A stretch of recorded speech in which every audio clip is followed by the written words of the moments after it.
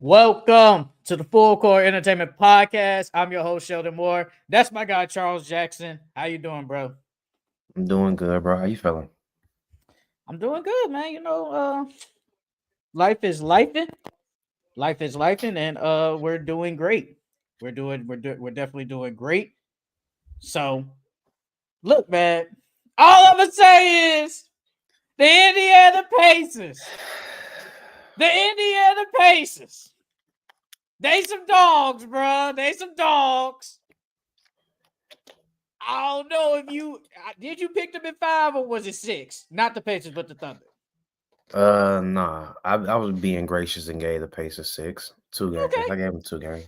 But you definitely said that they will only get you said they was gonna get a game on the road. Yeah, I said they was gonna get a game on the road. That's what you said. They Tyrese got one. Halliburton game winner. And what they do at home? I just got the script backwards. That's all it was. They supposed to Mm-hmm. blow. They blew him out the second game. They supposed to blow him out the first game, and the second game was supposed to be close. But Hold on, it's all right. real quick. Hold on. It's all right, y'all. It's all right. The Pacers ain't got too much left in them. It's been a great series so far, though. I didn't think I knew the Pacers was gonna get them trouble only because they're a fast paced team and they get up a lot of threes. So they still have a chance in any given game. But I thought OKC was going I thought they was gonna at least dominate these 3 games. You just like the mainstream media, bro. Speaking this nonsense. But now though, I want to start off with what's wrong with the New York Knicks? Why are they trying to go after these these little coaches that are already hired? First, they asked about Jason Kidd, said no. Quinn Snyder, no. Chris Fitch, no. Billy Donovan, no. Nah, you can keep it. They can take him. Ime Udoka, no. Then they even went after Jay Wright from used to coach at Villanova, no. Mhm. Rick Pitino, St. John's, no. And Dan Hurley, UConn, no. Why? What's wrong with the Knicks in this coaching situation? What is wrong with it? Well, then they talking about getting Mike Brown to Taylor Jenkins. But they just trying to find an established coach. They trying to find a coach that that the players will believe in and listen to, and they think get them over the hump. I agree with you 100%. Hold on. Sup? Hell yeah, Pacers. Hell yeah, Halle Ben. Hey man, that's what I'm talking about, Francisco. That's what I'm talking about. But no, I agree with you 100%, bro. But it's like, why are you going after coaches that are already on a team? You still got Mike Malone, who's out there. Shit, they probably Mike think that their Brown. team set up better than theirs. They probably think they would want to come there. Their team is in a better off position to win the chip than those other teams. Who? Okay, out of all those teams, well, maybe the Bulls and the Hawks, but out of those 3 teams, the main ones, Minnesota, Houston, and Dallas, are the Knicks really better established than them? Only team that I probably say that has a chance to win the title other than them is the Mavericks. That's the only other team. Because the Mavericks, they have a championship constructed roster. The Houston Rockets don't really have one. Minnesota Timberwolves don't really have one. So The, the only thing I can say is that they are in the East. So obviously you're talking to 3 West teams and they are in the East. So the East is obviously we talk about it a lot up for grabs. So it's like you would want to coach there because you have a better chance of making it far than in the mhm. West. I mean, anybody can make it. It's just a whole bunch of teams, but it's just weird that you guys fired Thibodeau, who was a good coach, had his, whatever. But it's like now it looks like y'all don't have a plan. But I do see people saying there's no way you fire Tibbs and don't have a plan. But if that's the case, why are you trying to go after all these coaches? Bro, no, that don't mean that. These are New York Knicks. Motherfucking, they've done a lot of dumb stuff in the past. I wouldn't put it past them that they just fired them and was like, we'll find somebody. I mean, they've been kind of they haven't done nothing Yeah, they've been crazy recently. yeah, recently, yeah. Now the I Billy think they should go Donovan get one was shocking. Taylor. They should go get Taylor Jenkins. They should go get Taylor. I'm cool with Taylor Jenkins. I thought he was a really good coach. He helped the Grizzlies. Because the Grizzlies were bad they were bad after like they traded off like Mike Conley, Marc Gasol, and all them after the grit and grind era. Then he has made them like really good, and he could help the Knicks get back to where they were just a month ago. But I was surprised at Billy Donovan though. I was really surprised at that. I mean, they say he's an offensive minded coach and he's really intelligent. That's the only other thing I can think of. But it's like it's the Bulls. The Bulls haven't done nothing since. So it's like, why would you want? I can at least see the other coaches. They have had success. So it's like, why go after a coach that really hasn't had success? And they went after Quinn Snyder, who has been, since he's been with Atlanta, has been very mid. So it's but like, he's I don't get offensive guru too. They trying to find somebody that's going to unlock Cat and Brunson. And Billy Donovan's a good offensive head coach, and so is Quinn Snyder. So maybe they thinking, maybe they can unlock Cat and Brunson and the rest of his offense. Because like you said, I think it was once they got eliminated, they left a lot of meat on the bone with their offense. They should have had a high scoring offense.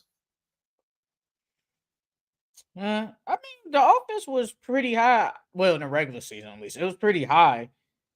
It's just when they face against the Pacers, the offense. Well, it was really kind of the defense. The defense kind of doomed them. The defense.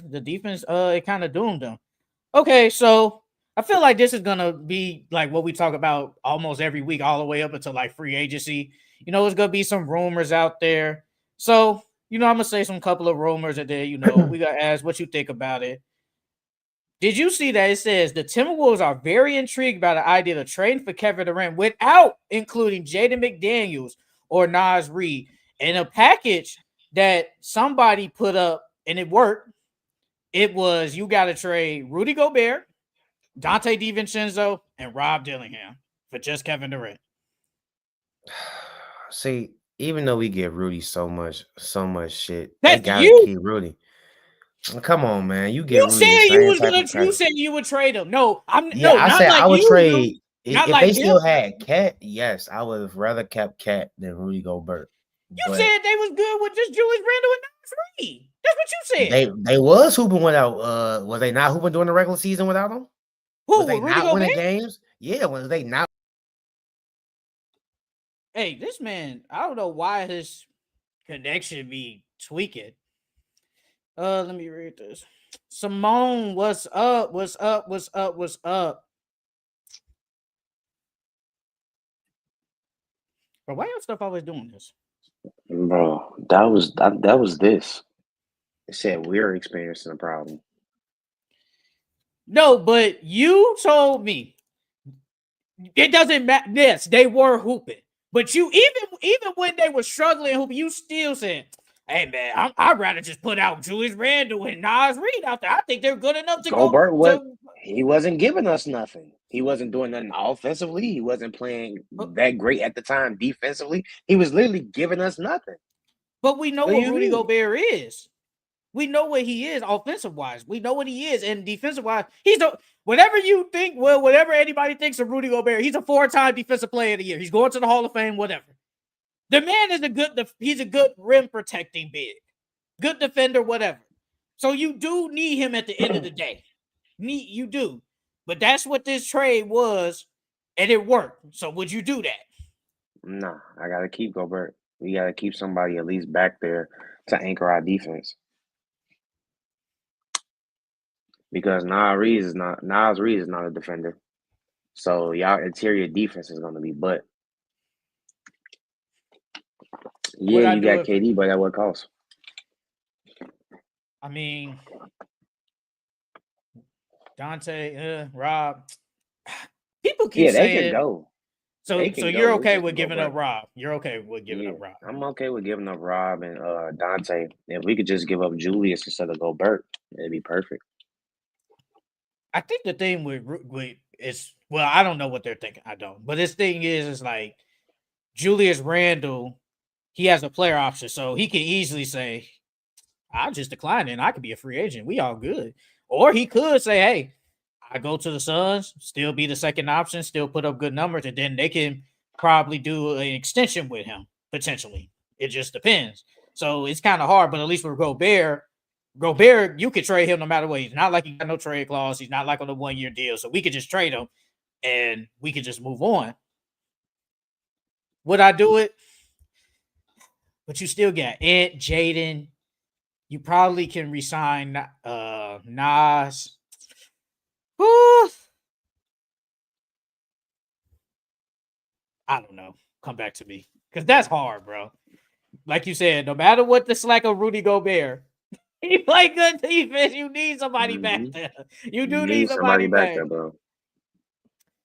Especially in that, because Nas Reed beating. I'm not trying to shit on Nas Reed, but his defense isn't all that. Offensively, yeah, he's really good, but defensively, they ain't gonna get no stops. What they gonna do when they run into Jokic? Even though Gobert didn't lock down Jokic, but at least he's a big body back there. He gonna kill. First off, he gonna kill anybody out there, but Nas Reed especially. Oh, Jokic gonna eat regardless. It don't matter who it is. Jokic gonna eat regardless. Come back to me on this trade. Come back to me. The Sacramento Kings is motivated to find long-term solution at point guard. It has shown interest in Darius Garland and Trae Young. I wouldn't want to go there. Y'all ain't got nothing over there. Y'all ain't literally got nothing over there. If you're the Kings, who do you want? Which one would you rather have? Probably Darius Garland. I don't think Trae's leaving Atlanta. They'll be dumb to trade Trae. That's literally our whole culture right there. But he hasn't done nothing. What teams has he had? I mean, he took y'all to the Eastern Conference Finals. Okay. I mean, he did do it. You can't say he didn't. He did take them. He did. Don't get me wrong. They were definitely a Ben Simmons wide open dunk away from not going. Nah. We can't do that. We can't do that. Oh, no, I'm just saying. If you I won't, know you like to do that. No, because I know you like to do that. You be the main one to make excuses for everybody. Just like your Pacers. Just like your Pacers. They ain't supposed to be here right now. No, but every time I bring up the Pacers, you be like, well, I mean, Darius Garland did hurt his big toe. But when they was beating them by 30 points in game 3, I ain't hear nothing about a big toe. But then when they was losing, you see the man toe hurt so bad he gotta get surgery. Was he out there? Yes or no? Yes or no question. Was he out there? It's the same thing as a Trae yes thing. Or no question. Yes or no question. Trae Young got that, didn't he? He got that. So don't be making excuses for people then. I gave them their credit. I gave your Pacers their credit. They did what they had to do. You don't give them credit. No, you don't. They did what they have to do. They still have to go out there and win them games. You keep bringing up Darius Garland big toe. You still bring We can't forget Dame hurt himself. Keely's gone. Y'all had an easy way to the finals, but y'all got here. Easy way? Yeah, y'all had an easy road. So they were expected to beat the Bucks? Bro, every team y'all went against had injuries. Who was injured in the Knicks? Cat Brunson ankle was still messed up. Was Cat knee not hurting? He was out. So okay, now I know. Was Brunson ankle not hurt? I'm gonna ask you again. I'm gonna ask you again. Were Darius Garland was Darius Garland and the Cavaliers out there in game 3 when they blew them out? Yes or no? Okay, yeah, they was out there. Were they out there in game 4 when they got beat by 40 points? Yes or no? Yeah, they was out there. So why do you keep making excuses? It still doesn't take away from the fact that they were injured, dog. But they were out there. Okay. All right. So you can't be doing that. If it's okay, bro. Y'all have a little luck on y'all side. So they got. So if they win this finals, it's an asterisk next to it. No, I didn't say it at all. But it should be how you're saying it. No, because y'all going up against a healthy Thunder team. And they went up against a healthy Knicks team too. Because I swear to God, everybody was out there. Nah, Jalen Brunson ankle was not a problem when they beat the Celtics. When everybody praised them beating the Celtics. Everybody praised. They ain't hear nothing about an ankle when they beat the Celtics. The Celtics was injured. The Celtics was injured. I said that's why the Knicks beat them. Jason Tatum got hurt. I said that too. Okay. This is what we're doing. Jason Tatum was there. That's a whole totally different series. Okay. All right. That's what it's we're doing. Right. Y'all had luck on y'all side, dog. It's okay. That's what we're doing. It's okay to admit y'all had luck, bro. Every team has luck. Every championship has to have a little luck in it, and y'all just had hella luck this year. The last 2 years, the basketball guys blessed y'all. Simone, I love you, but that's your boyfriend, so you gotta stick up with him regardless. So you saying okay, that ain't don't move me at all. No offense, it doesn't move me at all. Doesn't move it's okay, me. Dog. It doesn't move even if she wasn't my girlfriend, a lot of people think the same thing. It's okay, dog. No. I'm just you saying ain't gotta believe y'all had luck. Why do we make it? But I'm just asking, why do we make excuses when they were out there? That's not excuses, it's facts. Once you're out there, all that injury stuff goes out the window. If you're that hurt, don't play. If you're that hurt, don't play. Come on now. They making ultra $1 million. You think that people out there making 30, 40 million, you think they're gonna sit out a game when they even a 50% them is better than the bench player? You think they're just gonna sit out? I saw Evan Mobley sit out of the game 2 when they gave up a big lead in game 1. Like, yes, players sit out because I just saw it. I saw DeAndre Hunter sit out. I saw Evan Mobley sit out. So sorry, it's like y'all have some luck, dog. It's okay to admit it. No, I mean there's always luck. Okay, there's always luck, but you can't be saying that. You can't be using that injury excuse all the time when this is y'all first healthy team that y'all faced all playoffs. They just faced a healthy Knicks team. They just faced a healthy Knicks team. The Knicks wasn't healthy, dog. If I'm out there playing on one leg, I'm not healthy, dog. So when Jalen Brunson drops 30 points, I hear nothing about the ankle. But the minute they lose, he had a bum ankle. What are you talking about? I was talking about his ankle the entire series. What do you mean? That's what we do. That's what we do. Series, his ankle the whole series. Him and Cat knee. What are you talking about? Okay. It's okay, bro. It's okay. Admit that y'all ran into injury plagued teams and y'all got there by the grace of the basketball guys. It's okay to admit it, bro. It's okay. You don't have to be in denial. Okay. All right. So, hey, I heard Tyrese Halliburton got an ankle injury. So if the Thunder win, that means because if the Thunder win, that means because Tyrese Halliburton, Sham said it. If the Thunder win, that means Tyrese Halliburton got an ankle injury, right?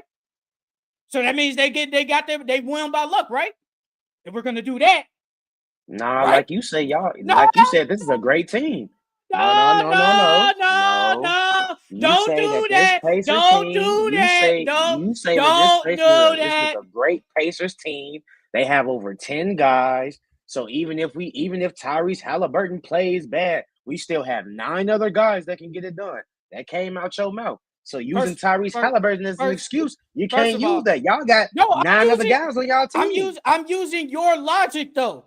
Go look it up. Sham said that Tyrese Halliburton had an ankle injury. So I'm saying using your logic. So from your using your logic. If he's out there, he just messed up the Thunder in game 3 with a messed up ankle. I don't use that excuse. If you're out there, you're out there. You do that. So from your logic, if the Pacers lose this series, the Thunder won by some luck because one of their best players had an ankle injury. Nah, if we using your logic, no, they didn't. Y'all got 9 other great players on y'all team. Y'all don't need Tyrese Halliburton. That came out your own mouth. That came out your own mouth. Yes, you did. You said we don't need. You said we do not need Tyrese Halliburton to go out there and have a good game every single night because we have 9 other players. Wait a minute. Hold on. This is what I said. I said he doesn't have to go out there and drop 20-something points every night, but he still needs to play good. He can't just go out there and give me 10. He can't do that. He can't do that. He still has to play good. Francisco, go fact check for us, please. But he still has to play really. He still has to at least give me like 17, 18 points, and everybody else has to play good too. But he don't have to drop like 25 every night. He hasn't dropped 25 in none of these 3 games, and they won 2 games already. And that's your superstar, correct? A superstar not dropping 20 or more in every single playoff game is kind of crazy, right? And that's your superstar. Hey, that's kind of crazy. But I that's said this team, he doesn't have to go off every single night. He can play. He has to play good, but he doesn't have to go off every night. He can't be like Shea, because I just swear to God, Shea had a bad game yesterday, and that's why one of the reasons they lost. He had a bad game. But he doesn't need that. Shea has to basically drop 30 points for them to win.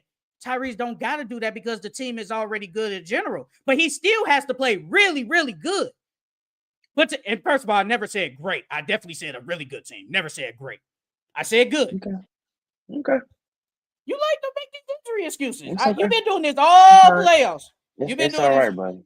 It's all right, buddy. Your team got lucky. It's okay. Hey, Nash. Francisco. I know you're pretty emotional, He okay. He don't think Nash was a superstar, Francisco. He don't think, because he thought Chris Paul was never a superstar. So he definitely don't think Nash was a superstar. It's okay, so I don't know why you're a little emotional because your team got lucky. I understand.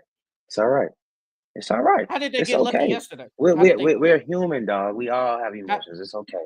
How did they get lucky yesterday? How did they get lucky? No, they didn't get lucky. They didn't get lucky yesterday. They didn't. They played a good game yesterday. I never said they got lucky yesterday. I mean, it's just, I never said that. I ain't even gonna ask that question. Let me get to the next thing. The Sixers have engaged with the San Antonio Spurs about potentially moving up to the number 2 overall pick. What you think about that? Mind you, they're at 3. I don't really see no point in moving up. I mean, you already got Maxey. You already got Jared McCain. If they resign Quentin Grimes back, you got him. So the only way you moving up to number 2 is to draft Dylan Harper, unless you believe in putting him and Maxey in your backcourt together. That's the only other thing I can think of. If not, what's the whole point of moving up?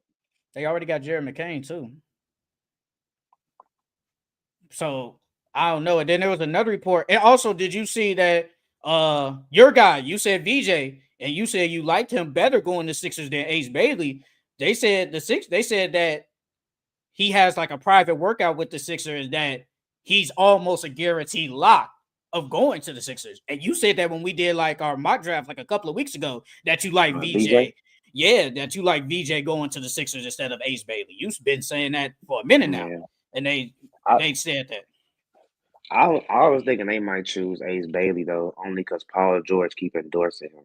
Like Paul George been talking about, he went on the whole little media run. He went on Melo's show talking about him. He was on the Pivot talking about him, I think. And then on his show, he was talking about Ace Bailey. So I thought they might go Ace Bailey, but I hope VJ go there. He the better fit. And there's another report that said the Nets have discussed trading up in the draft and are open to acquiring the number 3 pick from Philly. Brooklyn is also willing to take on George's long-term deal in a potential trade. I think they just see that they kind of messed up on the Paul George deal and gave him a lot of money. Yeah, they trying to watch him call. They trying to make up for it. So Paul George and the number 3 pick for what? What the Knicks gonna give up? They probably give up their lottery pick. Probably. Well, the Sixers technically, if Joel Embiid is healthy, we don't know. Tyrese Maxey, he's good, really good. Let's just hypothetically say they get Cam Johnson. You get a cheaper deal. There's really no expectations on him. And it's like he doesn't need to go off like, say, Paul George. Like Paul George, we need you to basically play good because we need to justify giving you this contract. With Cam Johnson, you just need to play your role. You're a good player. You just need to play your role. So there's no expectations. I mean, if the Sixers want to get off that PG contract, then yeah, but other than that, that don't really make them title contenders no more. At least with PG, y'all can at least contend for a title. Without him, I don't think they can make it out the East at all. They a second round exit, if you ask me. If they trade Paul George, hmm are they? Well, I mean, without Paul George, depending on your role players, they can make it to second round. You know, just off talent and be healthy in the playoff run, they can make it. They can make it off of. They can make it second round. Another thing.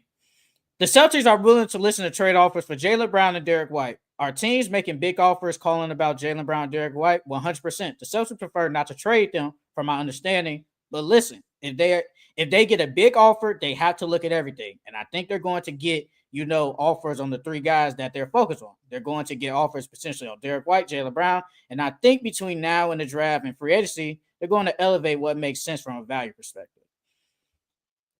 So, if they do get, say, a big offer, we don't know what it is. But if let's just hypothetically say they do get a big offer, do you think about trading Jaylen Brown or maybe Derek White? I don't think you trade both. I think you trade one of the I say Jaylen Brown. I want to keep Derek White. I'll say Jaylen Brown for sure. And then because I think you can get more for Jaylen Brown. But yeah, if I can get something big for him, yeah, I'll do it. But if not, no, I'm keeping him. He just had surgery too. I kind of figured he was gonna get it like mid-June-ish, which we kind of are in mid-June. I kind of figured he was gonna get it. So they said he should be back. By training camp. Yeah, by training camp. Did you see that trade I sent in the chat about the Heat? How they tried to give them Jimmy Butler for KD. It was Jimmy Butler, Josh Richardson, Jovic, and I think a first round pick for just Kevin Durant. No, I'm not. Who owns Jason Richardson? Josh Richardson. That's Josh Richardson. Who wants him? Don't nobody want him, and nobody wants Jovic either. I thought Jovic was gonna be decent. Yeah, I did too. I thought he was gonna be better than what he is. I thought he was gonna be decent. Another thing, and I remember you I think I asked and you said, yeah, I'll do this. The Washington Wizards could reportedly trade Jordan Poole. I think I asked you about that. You was like, let that man go. Damn, let that man go. Jordan Poole? Let him go. He could be that veteran. Come on now.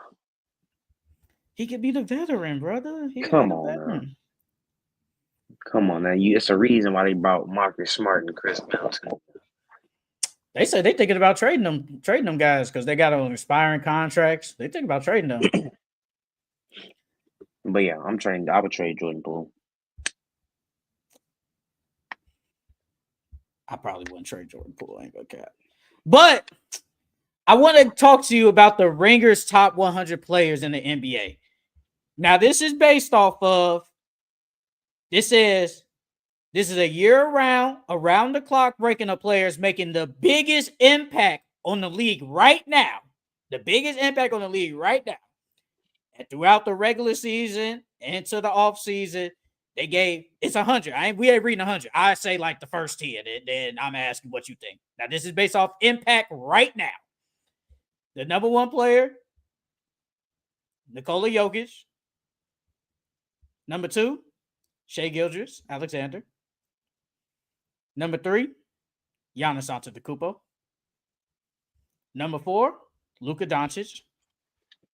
Number 5, Steph Curry. Number 6, Anthony Edwards.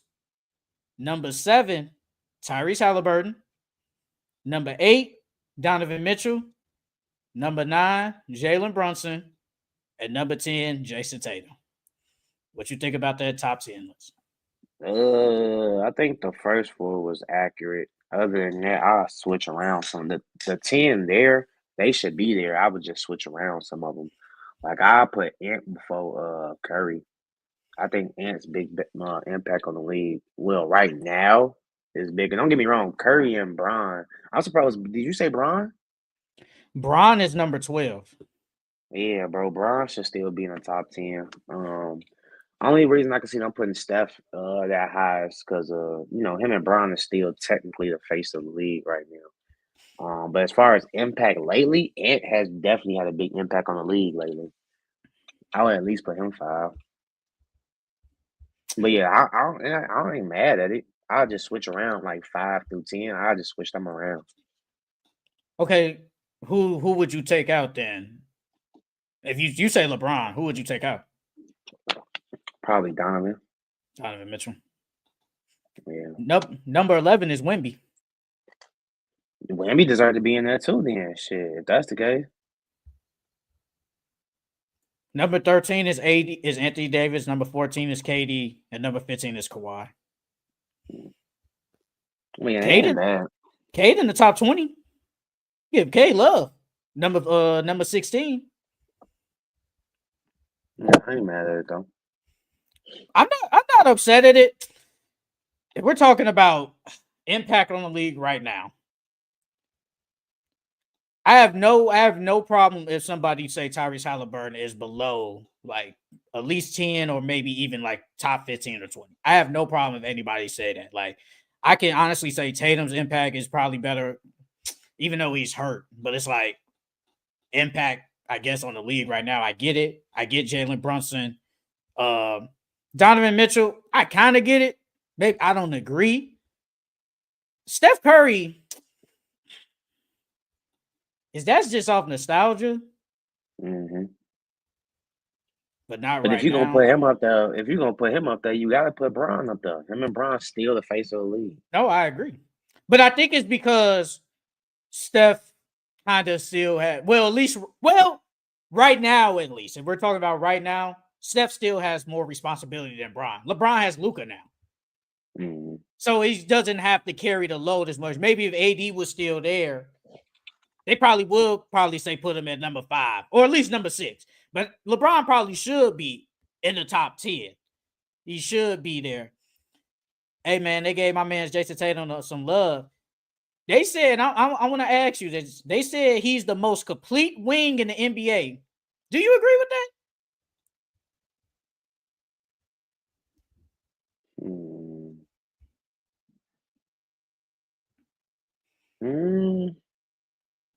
You can make an argument. I was gonna say, yeah. He got everything offensively. And he's not a good defender. He's not bad on defense. He's a good defender. He passes the ball a lot now. I think he averages about 6 assists now. Close like to 5 6. or 6 assists. 5 to 6 assists. Yeah, so I mean, his passing can use a little bit more work, but his passing isn't bad. I'll probably say he is probably the most complete wing. I'm shocked because I thought you would still say LeBron.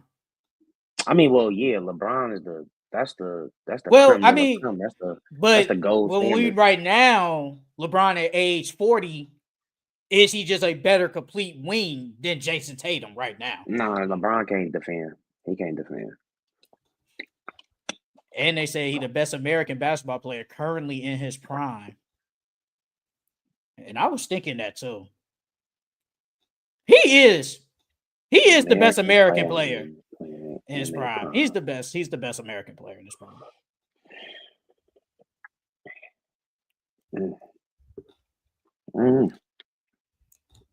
Because right now, if we did a top 10 list, well, injuries, obviously. I would still probably put him over Curry. I'll put him over Curry. I have no problem with that. But the list isn't the worst. What's some notable names? Impact right now. Let me see. They got James Harden at 30. They got Derek White at 38. You think he has a better impact on the league than Tyrese Maxey?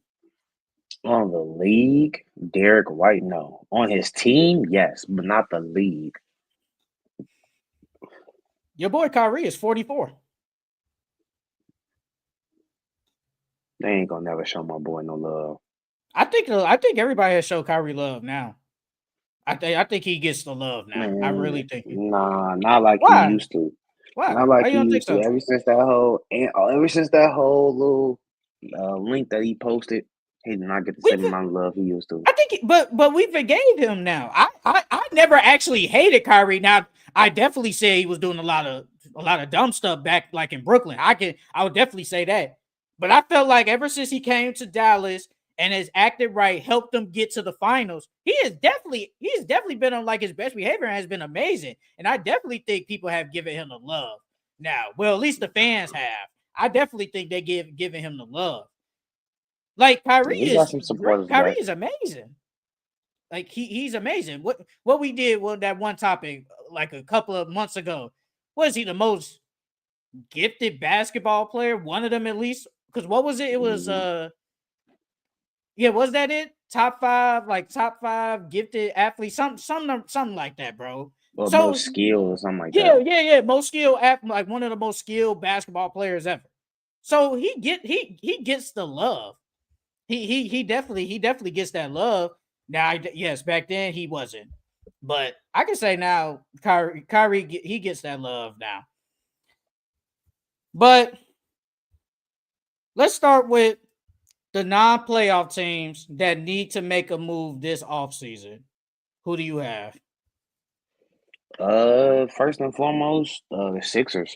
They are under the most pressure to make some moves this offseason. You went and signed Paul George, and you got Jared McCain and all these other pieces that you guys added.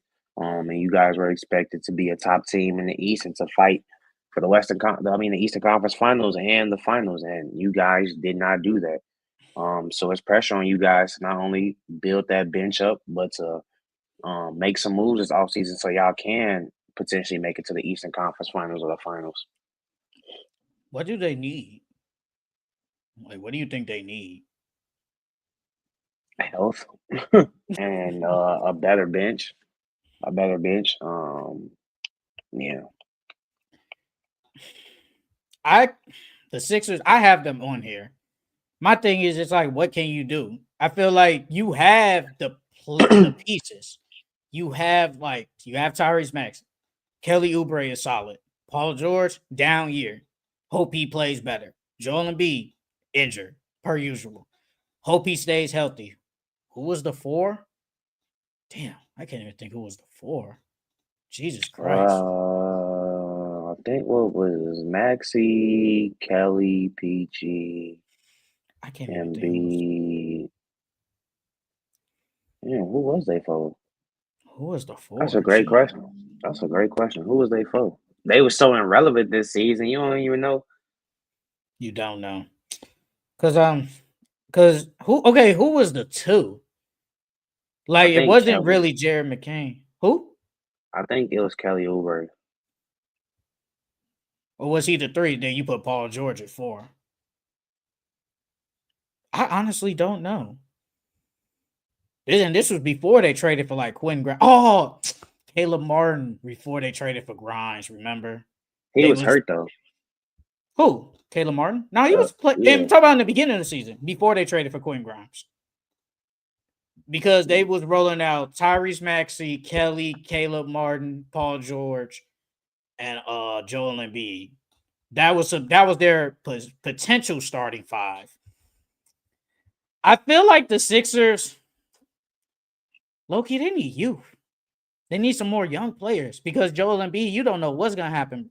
Every year we go into the offseason just praying he just has a healthier, praying.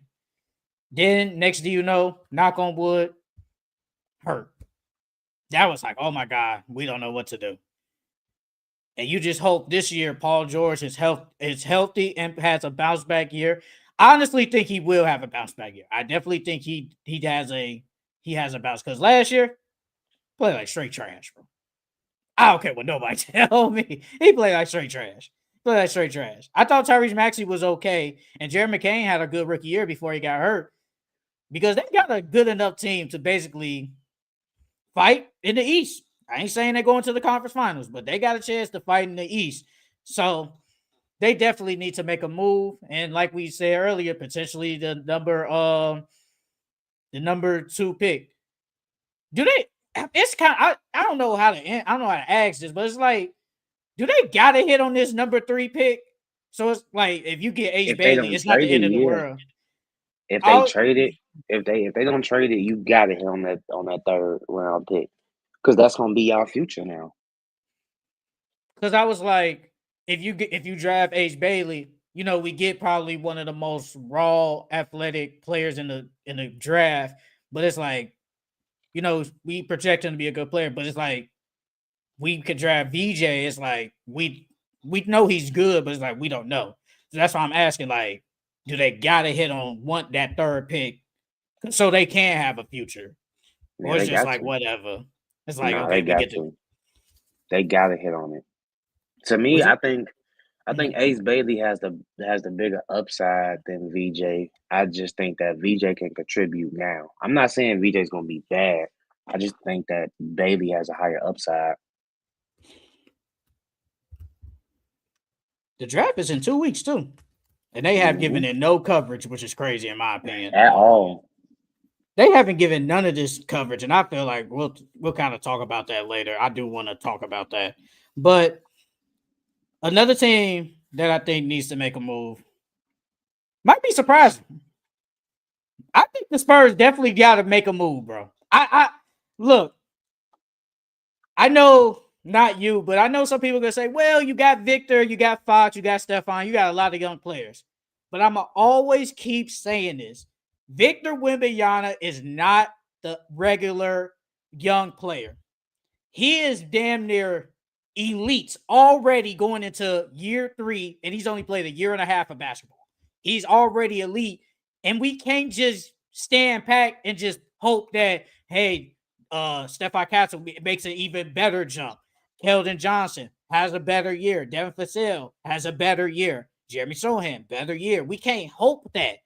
Victor's great, but we got to speed up the timeline. Once after his rookie year, they was like, "Yep, we got to speed this up because he's too good. He's too good, and we can't just hope these young players just get it going."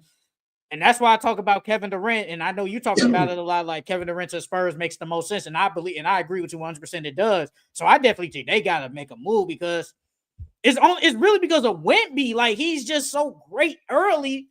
You can't have another year of being bad again. You can't with him. You have to speed up the timeline with him. Yeah, I had the Spurs on my list too. Like you said, and on top of that, you know, when you have a chance in the NBA to win now, you go for it because tomorrow isn't promised. So you have to capitalize on that opportunity. And you guys have all the trade assets. You have all the assets to make your team better than a championship contender. So you know, and then like you said, Wemby is great right now. Wemby was still developing and was raw like Giannis was when Giannis first came out.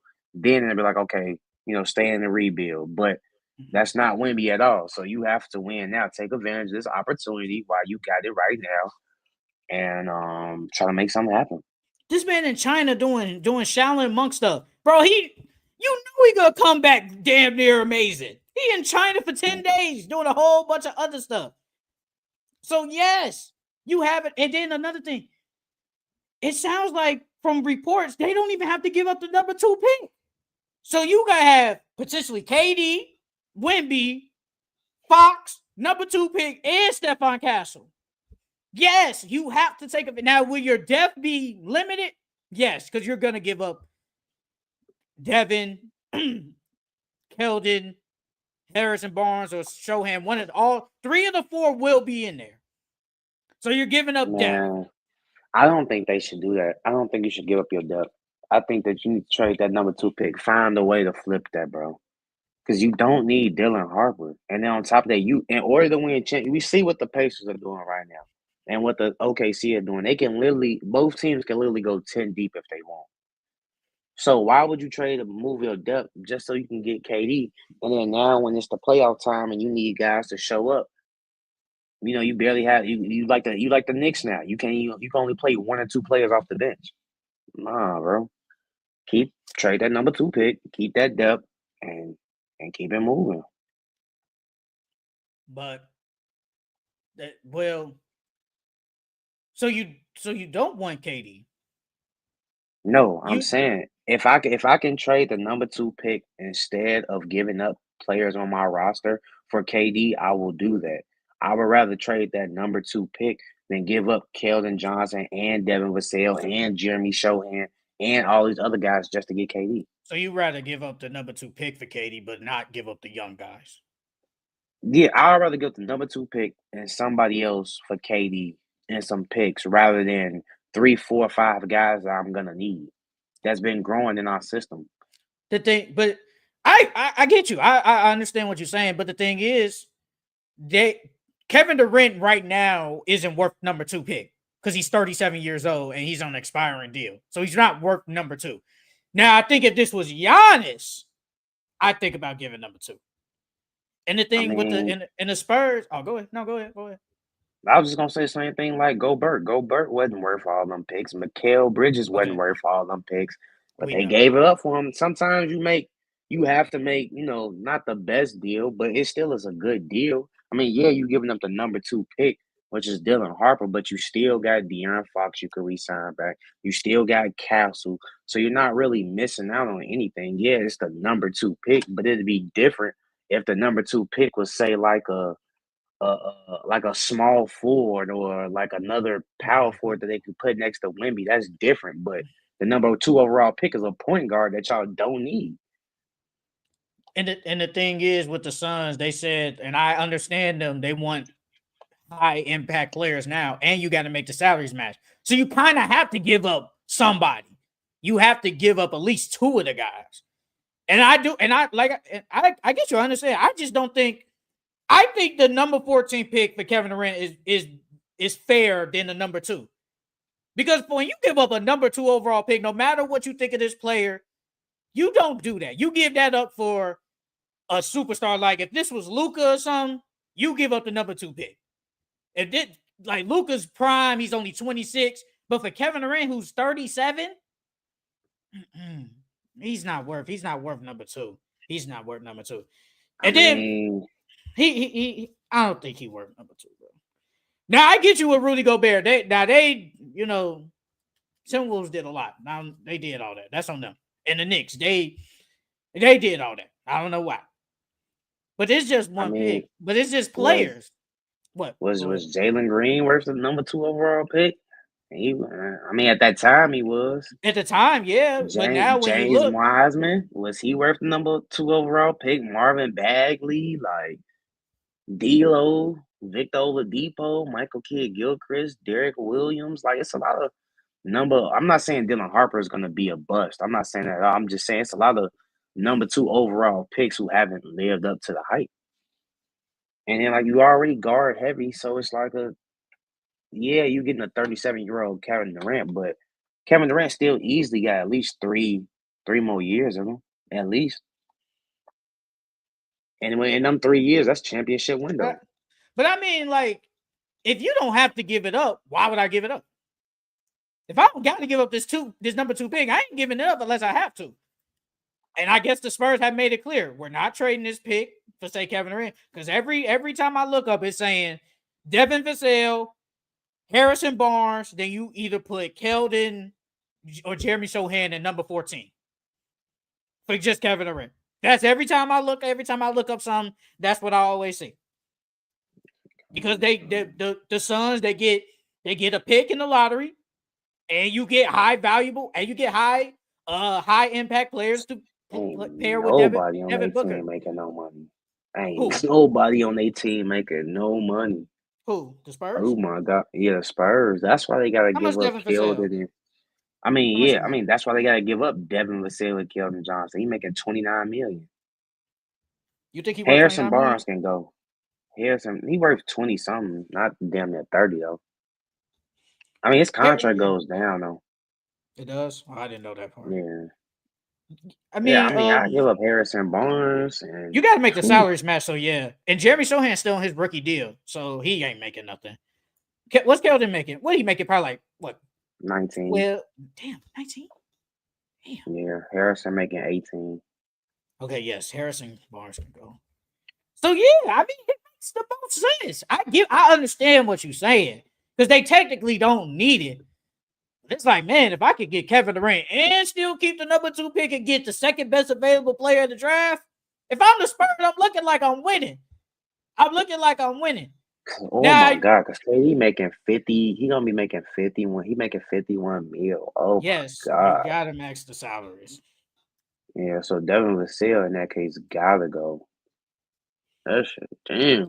And honestly, he's technically I don't know who you think's better, Stephon or Devin Vassell, but he would be the next available best player left out of like Wemby, Fox, Stephon, and Devin. Devin is either third or fourth, so you have to give him up. And the Spurs are so high on Castle, they don't even want to put him in trades. I was gonna say that's the only other thing I can think of, bro, is if y'all trading one of them. That's why y'all want to keep this pick. And then it makes more sense to trade Fox and probably Harrison Barnes, because that can get you around 51. That'll get you You know, 52 mil right there. I've seen some people say, the Fox fit doesn't work with Wemby and all that, and people ain't upset if like they let Fox go in free agency or they don't re-sign him because I agree with what somebody said. They didn't really give up anything for De'Aaron Fox. They didn't really give up nothing for him. They basically got him for free. So they didn't have to give up because I remember we was talking about. I asked you, I was like, man, they gotta give up Stephon Castle. You was like, yep. They didn't even have to do that. So it's like they didn't even have to give up nobody for it. So it's like you can let them walk, and it's like it ain't the end of the world that we let him walk. Because he's asking for like 30 plus mil. Shit, like I said, you could trade him. You could trade him instead of because bro, Devin Vassell. I feel like Devin Vassell has to stay because you need shooters around Wemby. You need shooters, and Devin Vassell is a great shooter. If you trade De'Aaron Fox and Harrison Barnes, you get rid of old Harrison Barnes, and you get rid of De'Aaron Fox. He making 34 mil. The Suns, they need a point guard anyways, and he could be your future. Him and Devin Booker fit the timeline together. So you can keep them two together. And then you got another veteran presence and a win now guy in Harrison Barnes, which they're looking for win now guys, impactful players. And then the Spurs can draft Dylan Harper, and that could be their second guard since they said they think, all three can fit together. So you could have him and Harper and Castle together. And you still got a young core on top of having KD. So I wouldn't be mad at the Fox. I do think Fox and Victor fit though. I think they fit. They just didn't play enough games together. True that. I think they played less than probably 10 games together. Yeah, bro. We don't even know what they look like for real. But I think they can play together. I'm not gonna lie. If I got the opportunity to get Kevin Durant, I'm going for it. I know, and using the Knicks, I understand it, but it's like Tom Thibodeau he's different. He's different, bro. He's not gonna be running players to the ground. Like I will understand. I think we know the Spurs. Yes, Pop ain't there, but they ain't gonna be running no Victor to the ground. They ain't doing that because Pop didn't even do that in his first year. He only played him like close to like a low 30 minutes per game, and I think he only played like 35 minutes this year, 33, 35 minutes this year. So it's like they know not to run no players to the ground, and they'll find some good role players that will come to San Antonio and they will play those guys. So this ain't Tibbs, but I get what I definitely get what you were saying though. And I'm all for it, bro. I want to see KD and Wemby. I want to see it. I'm still going with the Rockets though. That was number one for me. But I definitely want to see the Spurs. I definitely want to see that. I think it's your turn. You got it. Well, speaking of the Suns, I got the Suns. They need to make. They're under pressure to make moves this offseason as well because one, KD wants to go. You still got Book. What are you gonna do with Book? What are you gonna do with Bill? You guys are trying to reconstruct your roster to win now. Because Devin Booker's in win now mode. So you guys have a lot of pressure to not only please Devin Booker but the fans and try to make it back to the playoffs. Because you guys were just in the finals a couple of years ago, and now y'all went from being in the finals to not making it at all. So like, you have a fan base that you have to please. And on top of that, you have a star player that you have to please too. So they got a lot of pressure for roster reconstruction. They have to do a lot this offseason. And you still blame Chris Paul still to this day, right? Him and DeAndre Ayton, yep. Ah, okay. Because DeAndre Ayton played like a little bitch out there. Hey, man. Hey, he was a dog in one of them playoff series, but that's neither here. Hey, they the ones that didn't build the wall. They let DeAndre Ayton go 1-on-1 with Giannis. That's what Monty Williams did. That's what Monty Williams did. And it's crazy because Ayton has the physical attributes. I'm not saying he could stop Giannis, but he has the physical attributes to at least slow Giannis down and give him some type of resistance. He didn't give him nothing. Nothing. He dropped a 50-point double-double in Game 6. You wanted the Suns to win that series too, right? That final. No, yeah, I did. I wanted Chris Paul to get him a ring, right? I wanted Chris Paul to get him a ring. Man, I didn't really. Who did I really want to win that series? Honestly, I don't know. I think I was very neutral. I really didn't. I ain't gonna say I didn't care, but I was just like, whoever wins, they just win. Not like this one. I want the Pacers to win, but I do. I agree with you. The Suns, they need to do something because one, you're gonna trade Kevin Durant, Bradley Beal. You need to try to trade him. Did you see that they said that they don't even want him to like return? They don't even want Bradley Beal to come back, and they said they'll trade him for like a second round pick. Now they are trying to get rid of him. They just don't want him to come back. But it don't matter unless he agrees to wherever he want to go. Exactly. So you guys gotta that roster's so bad. Like I overhyped that team. I'm not gonna lie. I thought that team would make some noise, especially that first year when they was together, and I was so wrong. I can admit that I was wrong. But you have Devin Booker. You're most likely gonna give him that extension. I know you saw that extension. It was like 2 years for like 150 something like that. He's supposed to get like 76 million in them years. Like so, you're gonna pay him. Got to try to trade Bradley Beal. You guys got to do something because once you trade Kevin Durant, now you can start the process of not a rebuild, but retooling to basically, like you said, get back to the playoffs. Because right now, you guys not even top 10 in the West, if we're being honest. Like right now, as we speak, I don't think you guys would do anything. So you guys definitely have to do something. But Ishbia, he likes to make moves. He likes to swing for the home run. That's what he likes to do. I don't blame him for going after KD and Bradley Beal. It just didn't work. So, yeah, I agree that I think they definitely got to make some type of moves. Another team. Ooh, who do I want to go with? I'm gonna say the Pelicans. I think the Pelicans got. I think the Pelicans. I think it's time for them to do something, bro. Because I'm tired of them going into the year saying, hey, we're thinking about trading Zion. But no, we're going to keep him. Especially now with DeJounte Murray most likely not coming back this year or at least later on in the year. CJ McCollum is old. Trey Murphy, hope he takes the next step. Herb Jones is a great defender. But they got to make some type of moves and do something this offseason to get them back to where they were. Like, they were just in the playoffs like a couple of years ago, and you always speak of it, and I agree with you. If Zion was there, they would have beaten the Suns in that first round. Like, they gave them some go, and nobody was stopping Zion. And say, like, they was going to put Jay Crowder on him. It's like, come on now. Come on, that's an easy bucket. Come on. Like, what's Jay Crowder going to do? Jay Crowder was decent at that time, too, but come on, man. What's Jay Crowder? Nah, he wasn't doing nothing with Zion. Jay Crowder was decent, though. He was decent back then with the Suns. He was decent. Cool. That's cool. He wasn't doing nothing with Zion, though. Like, and every time I think about it, I be like, man, this man, Charles was probably right. Like, they had no answer for him because what Cam Johnson and Mickey, what they going to do with him? Nothing. Because I saw Zion play against AD in the play-in last year, and Zion had his way. Zion had his way before he hurt his hamstring. So they need to do something to get back to being relevant. Because I think on paper they have a talented team. Now they do have the number, is it 5 or 6 pick? So now you got to figure out who you're going to get at that pick. So they got to do something this offseason. They really got to do something. This Pelicans team Yeah. has the talent, but they need to do something. Yeah, I was gonna put the Pelicans on my list because they underachieved. Like they've had a good roster for the last couple of years, and they've underachieved.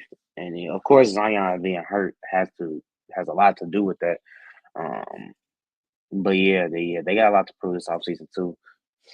I got the Hornets. The Hornets. I think the Hornets are under a lot of pressure this offseason because this is another year LaMelo has been hurt.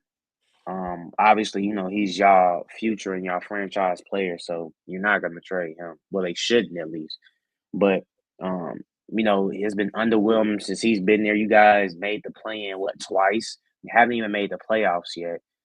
And you have a superstar like LaMelo, and then you have a decent amount of talent on your team from LaMelo, Miles, Brandon Miller, Trey Mann, Mark Williams. You got some pieces on your team, but they're under pressure to at least make the playoffs. At least make the playoffs. That's the least that y'all can do. And then on top of that, this team has been bad for years. I think they have to prove that, we can actually compete in the East, because right now they just looking like a free W coupon. So yeah, they got a lot of pressure this offseason to rebuild that roster, at least try to turn it into a playoff team. Do you think, I don't want to say under pressure, but are you looking at Charles Lee sideways if it's another bad season?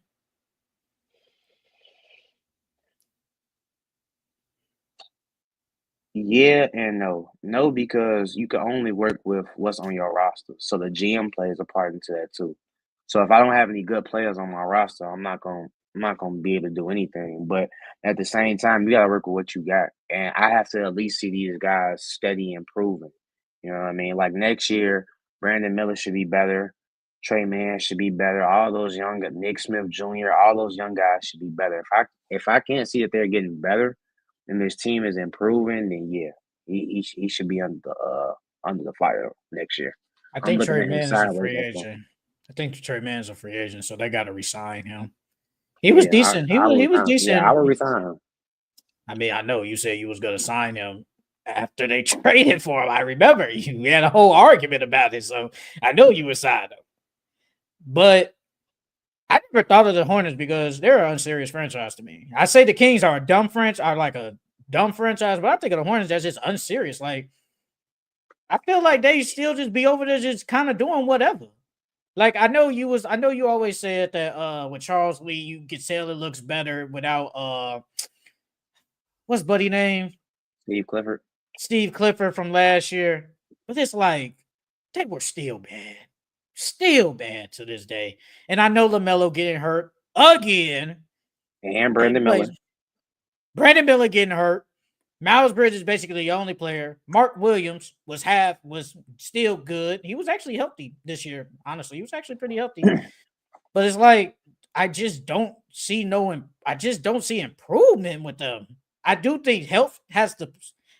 LaMelo just staying, bro. LaMelo just giving me 60 plus games. That's all we need at this point. Just give me 60 some games, and maybe we could be a player. I haven't seen it yet, bro. And then you're not going to get good free agents. Bro, the best free agent, honestly, they got in the last 10 years was Gordon Hayward. And he was hurt all the time. That's terrible. That's terrible. Because he wasn't the same Gordon Hayward after that. He was hurt. He was always hurt. But I'm going to say that was bad because Gordon Hayward in Utah coming off the year when he was really good. Like, we had to act like Gordon Hayward was the best player on the Jazz and was hooping. And you thinking, like, we getting the Gordon Hayward to come over here. You think like, okay, we do this, but he never stayed healthy. Then he had to retire damn near early. He still could have hooped. I think he still could have been okay, but he had to retire because he kept getting hurt. I mean, he got the money though, so I give him that. But I never really had the Hornets. This team wasn't on here, but I'm gonna add them. The Jazz. It's time for them to trade. It's time for them to trade all these guys, and I'm putting them in this other thing too, but. It's time for them. I saw reports that they said they're thinking about listening to offers for Walker Kessler, Lauri Markkanen, and finally trying to listen to offers on Colin Sexton and Jordan Clarkson, and John Collins. Bro, all of them should have been gone 2 years ago. So they said, so y'all gonna have an off season where you guys have to think about what you gonna do, because I feel like it's time to rebuild. I feel like they're in a rebuild, but it's like they're really not, because you traded for John Collins. I still don't know why they did that, but traded for John Collins. You re-signed Jordan Clarkson for some apparent reason. You didn't trade Colin Sexton. It's time that you guys go into the full-blown rebuild. It's about time to accept it. And I think they need to do so. They're under some pressure this offseason to do something. Just go into full rebuild, bro. Just go into the full rebuild. I like it's a kid coming out next year. His name Tyron Stokes.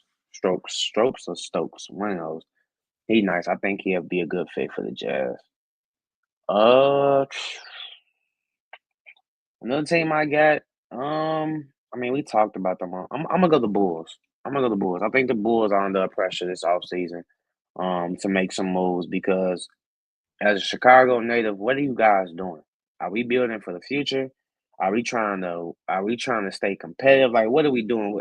This franchise has no direction. And then on top of that, Montez is our only talent our young talent that we really have on the team. We have to get some more talent on this roster. You already let go Zach and DeMar. Vucevic is still here. What are we gonna do with him? What are we gonna do with Kobe White? So I feel like the Bulls are under pressure, because what are you gonna do as a franchise? What are you gonna do? Are you trading Kobe White? I would. I'd go complete full rebuild. He How don't old is match the Kobe White? timeline. Kobe I think he's like 24, 25. He's 25. He's 25. Yeah. Josh Giddey. How old is Josh Giddey? Josh Giddey's still young. Josh Giddey is 22. 22. Yeah. I mean, you say fit the timeline. Who do we have to go with the timeline outside of Montes? Like, we don't Josh.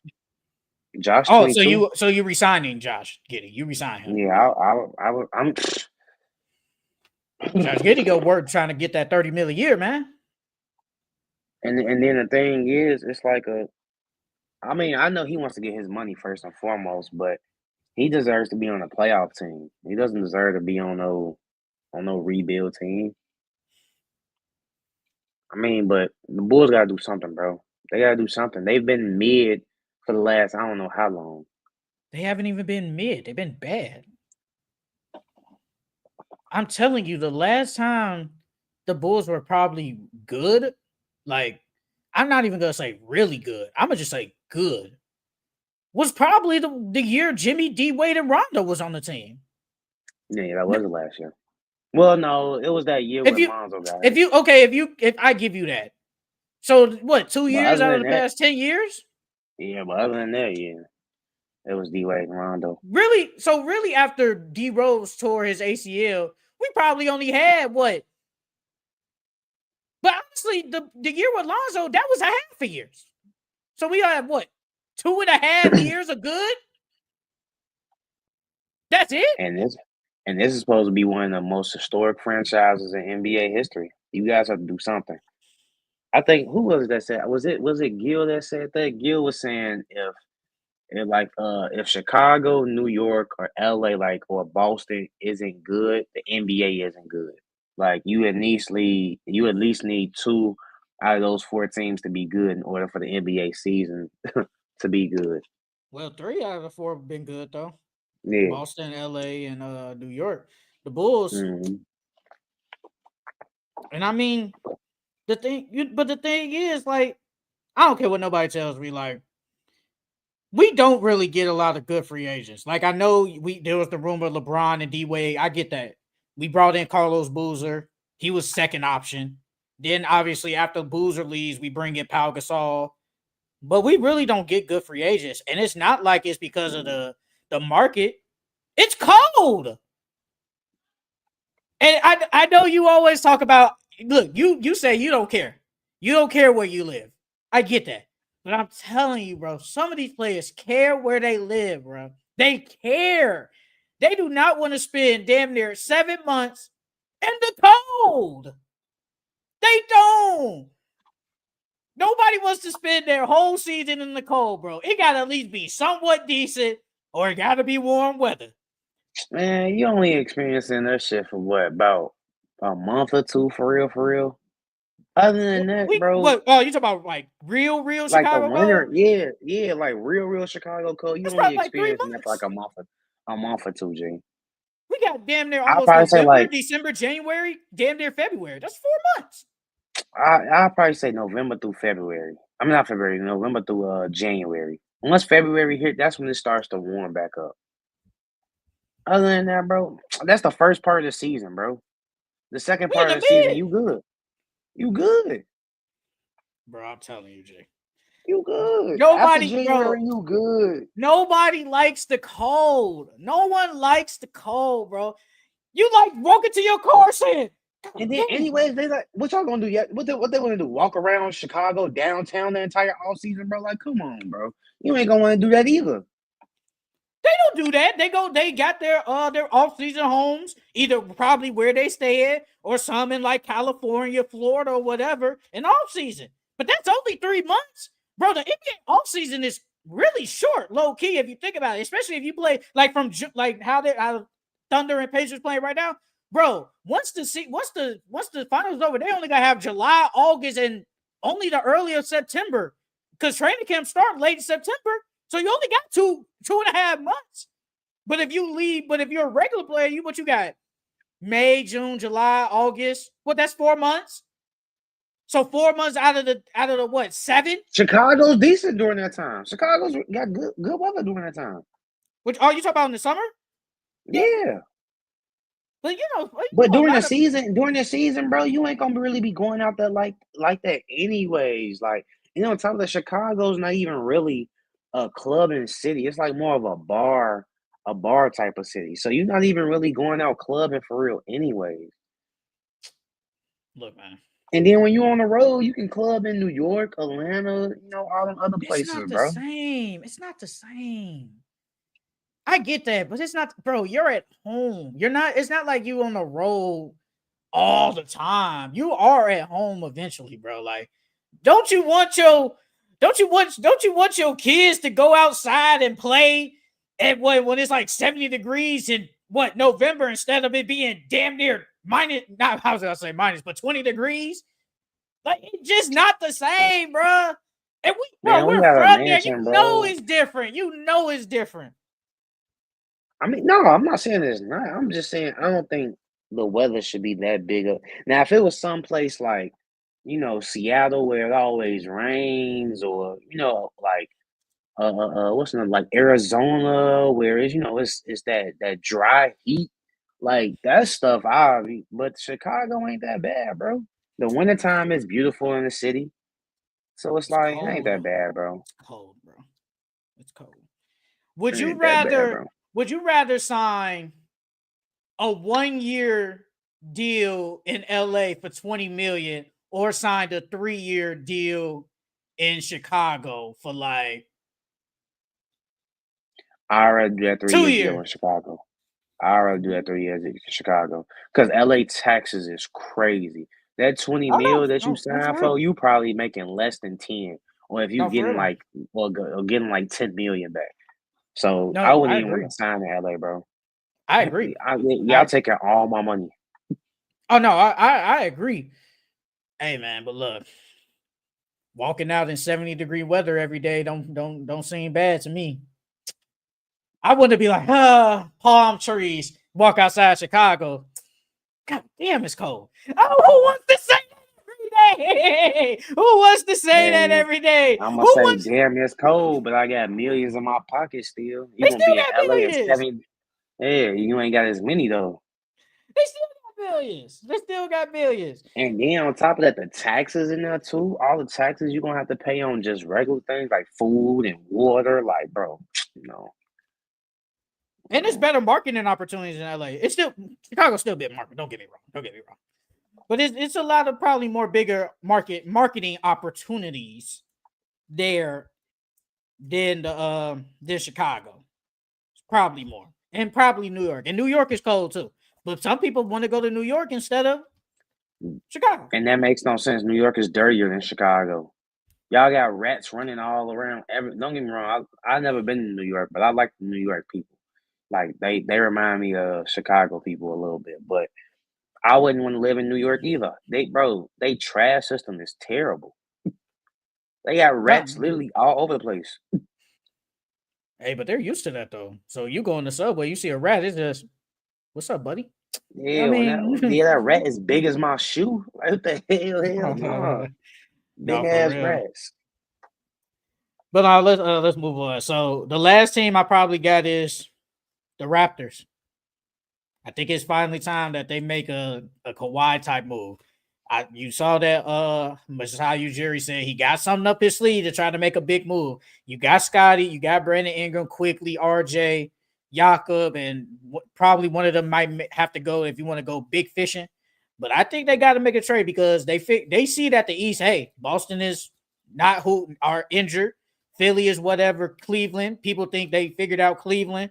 The Pacers, I still think a lot of people don't believe in them, even if they do win or lose. So the East is wide open, and we think we got a good enough team. Go out there and make a move, bro. I Hey, think what if he go get Jaylen Brown? Who? The Raptors? Jerry. Yeah, the Raptors. What if they go get Jaylen Brown? Who are we giving up? RJ. Probably RJ. Yep. Probably RJ. another player. Mm-hmm. RJ. Because then you will have quickly Brown, Scotty, Podol, and then whoever else you want to put. And I forgot Ingram. Jaylen Brown and Brandon Ingram? Do they fit?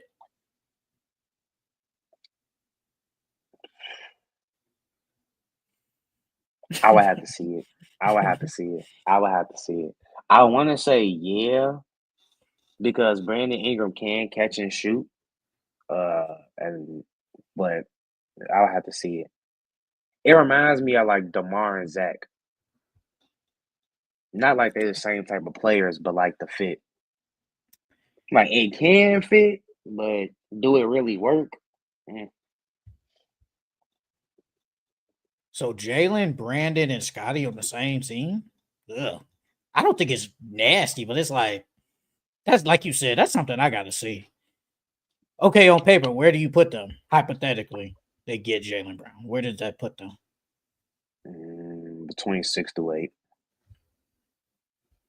I could see them as high as getting 6th. Oh, and 6. Then 6, 8. And then I could see them as low as 8th. They making a play-in or playoffs for sure. Jaylen Brown making like 50 mil. Jaylen Brown is getting 53 mil this year. That's the only other big split. I mean, unless he try to go get Giannis, but hey man, I'm saying Giannis ain't the worst. If he go get Giannis, they gonna need at least another year or two to rebuild that roster.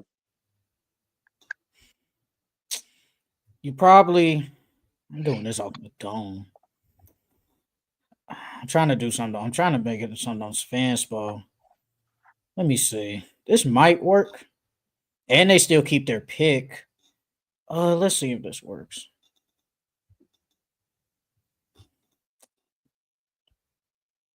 If it loads up. Oh wow, this worked. And I did this straight off the dome. RJ, Jakob, Grady Dick for Jaylen Brown. RJ, Grady Dick, and Jakob.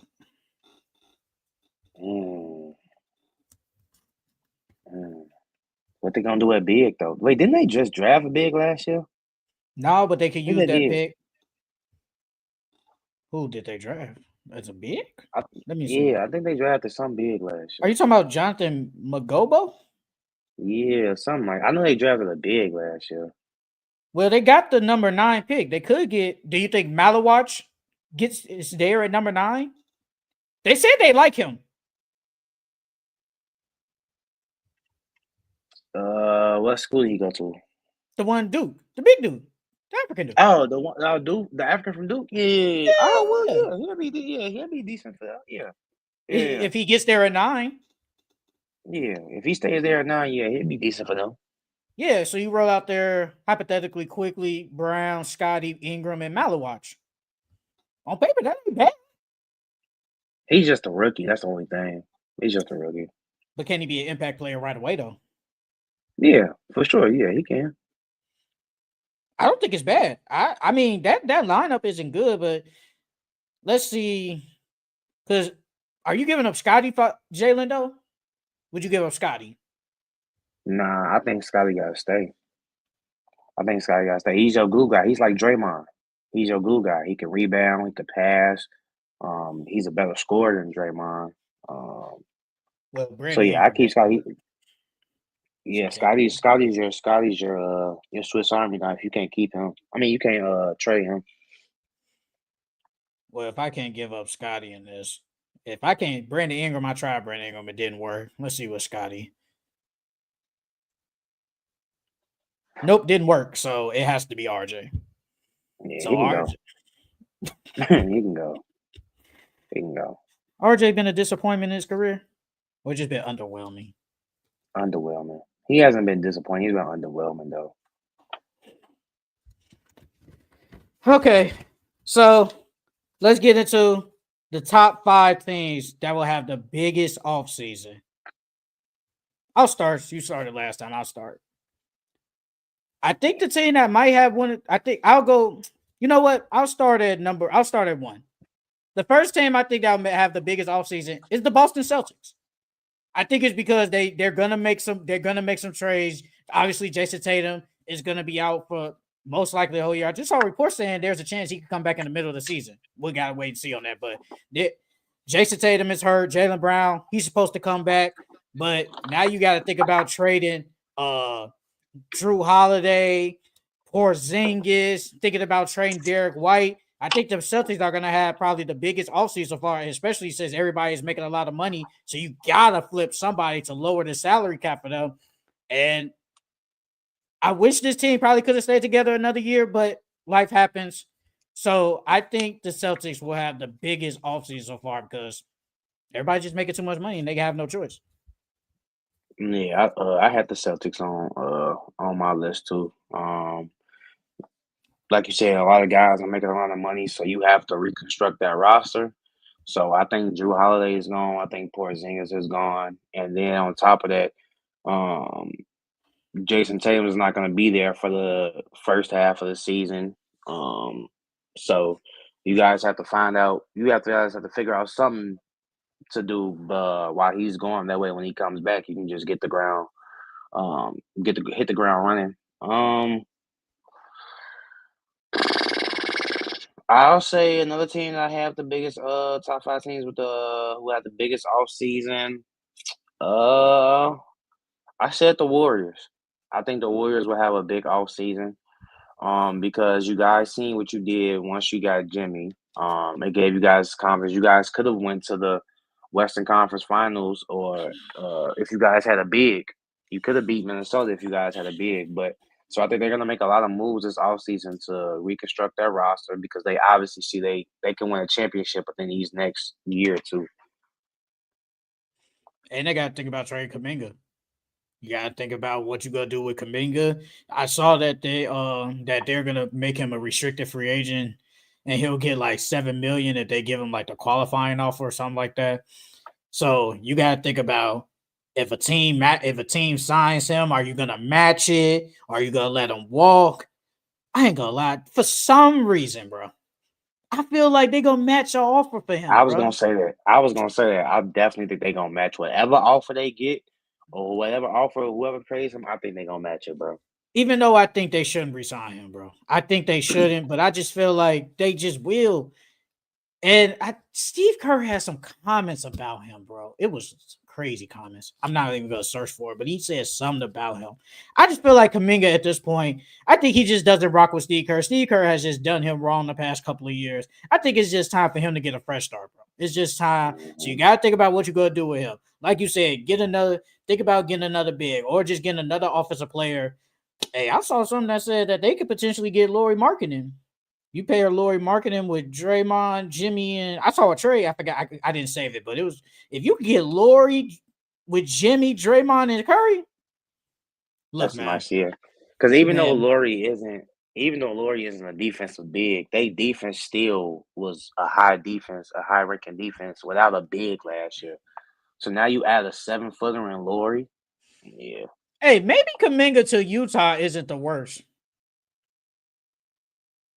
Maybe he just needs to go over there and just play free.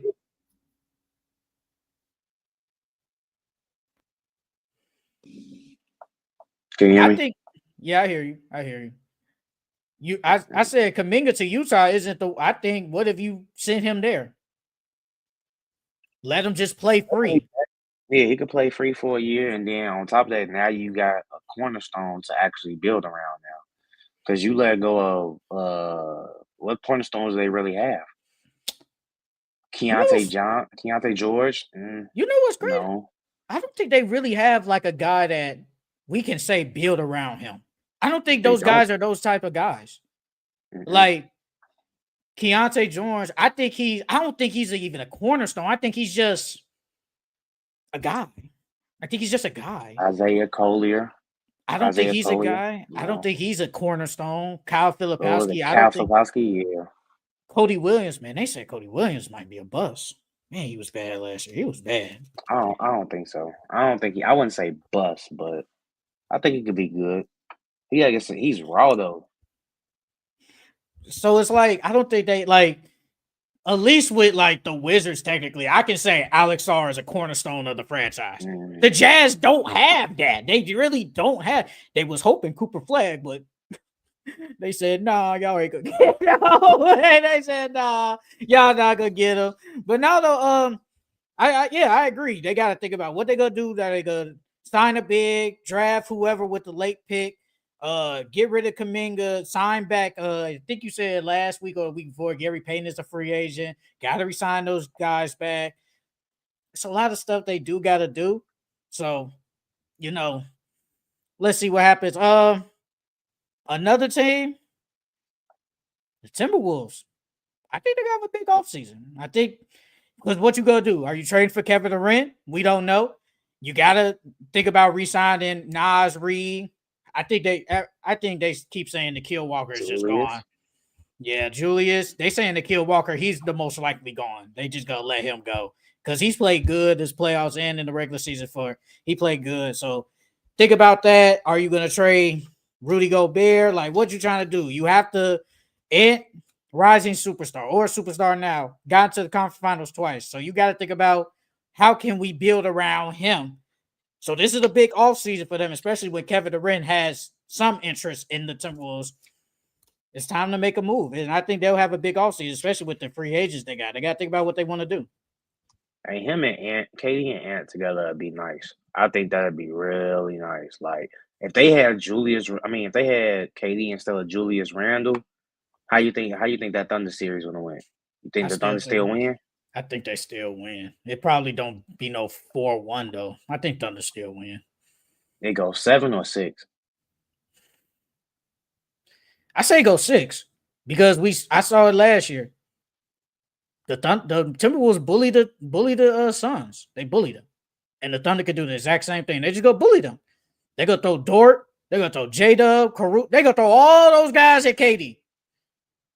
I mean, KD still gonna get his regardless. So it's like I still think they will lose, but they just win another game. Hey, it'd be little brother, big brother. No, and he loved KD, man. He loved KD.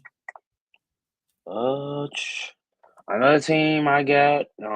We talked about them earlier, but the Spurs. I think this is a big offseason for the Spurs. They're on. Because you guys are legit in win now mode. You guys, like I said earlier, you guys have the assets.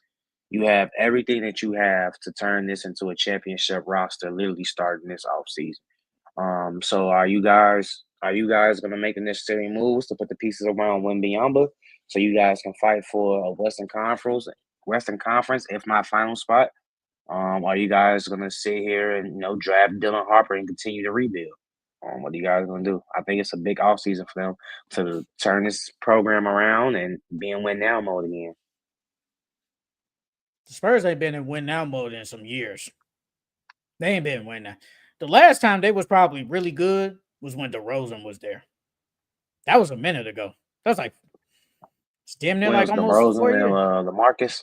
Yeah, that was a minute ago. That was like almost 4 years ago. That was a long time. So they ain't been really and out. After those years, they was trash. So this is it, especially when you got a generational, potentially face of the league player.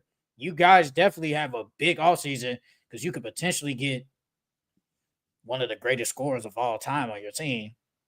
And I'm excited, bro. Like I am excited. I think if it happens, I would love that, bro.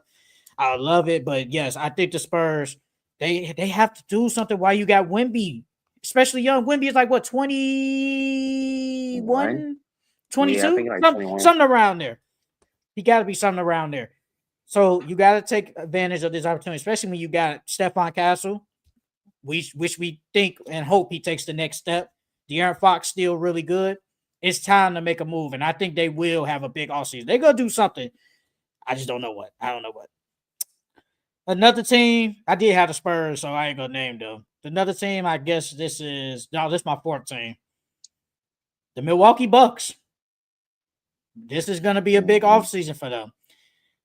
You have to, what you going to do with Giannis? Now, I know you've been seeing a report saying that Giannis hasn't requested a trade and that he hopes to win a championship in Milwaukee. Look, I don't know how true that is. I really don't know. And Sham said that a Giannis trade could happen in July and August. So I don't know how truthfully this is. But Giannis over your head is you have to think about what you want to do with your franchise. I don't know how they're going to do it, but you got to think about what you're going to do with Giannis. Do you resign Bobby Portis? Kevin Porter Jr., I saw that he's going to decline his player option, rightfully so. He played good once he got with the Bucks. He's only that player option was like $2-some million. He played good when he got to the Bucks, so understandable. Gary Trent Jr., what you gonna do with him? I saw they said they're gonna let Brook Lopez walk. I understand that.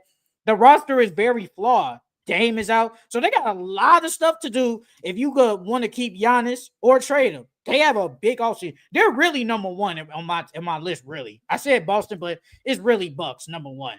They got a lot of stuff they got to do this summer. Yeah, I had the Bucks on my list too. Yeah, like you said with the Giannis recent trade rumors, if he goes and you don't sign Bobby Portis back, what are you gonna do with Dame? Like, you guys have no future. You have to find some way to give you guys a future. You guys have no future because they don't have any picks until what 2020, what 8 or 9 or something like that. They don't really control none of their picks.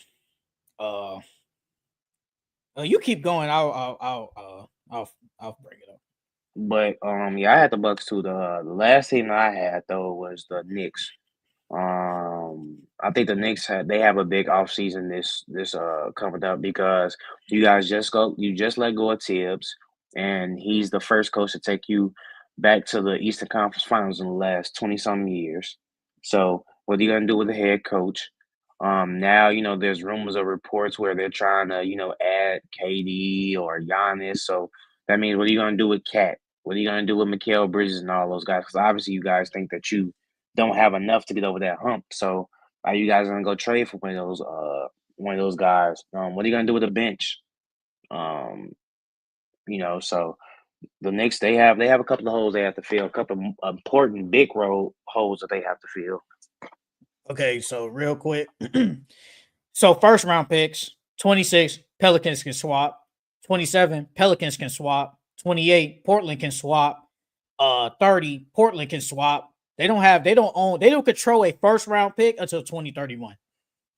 That's insane, bro. That's 6 years from now. You gotta find they have to find a way, bro. They have to find a way to get some type of assets back, whether it's draft capital. Yeah. Or whatchamacall, or get some young players back. They have to find a way to do something.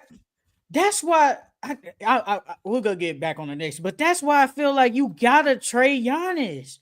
You have to. I think Giannis, I think he loves Milwaukee. I think he loves them. They drafted him. They made him to what he is now. He had a family there. He did everything that brought a championship there.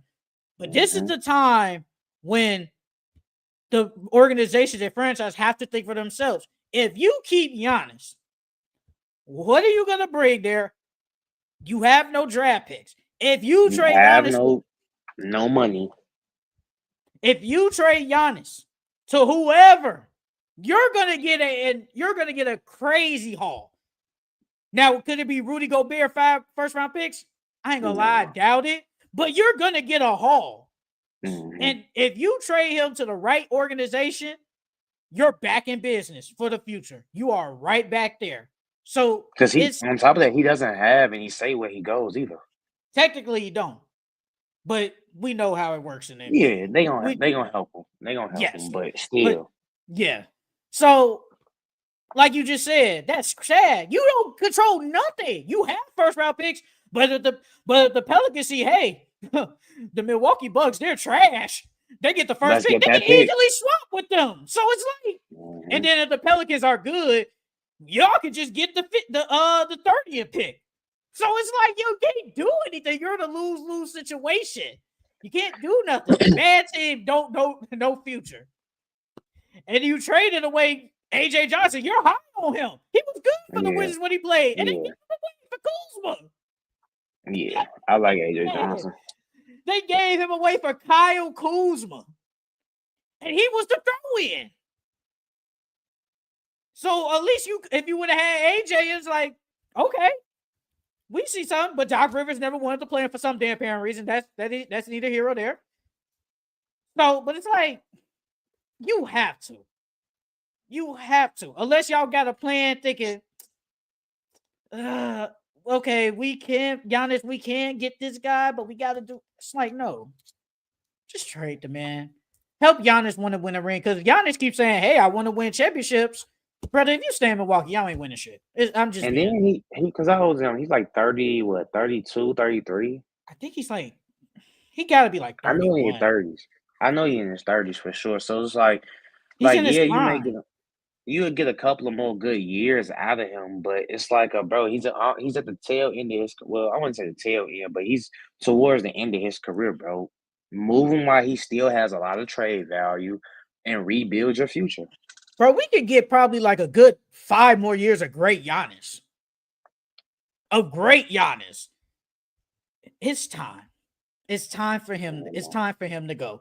He already did it. He won 2 MVPs, a Defensive Player of the Year, finals. He won everything he could there. He did everything there, and it's okay. You're gonna get your statue, brother.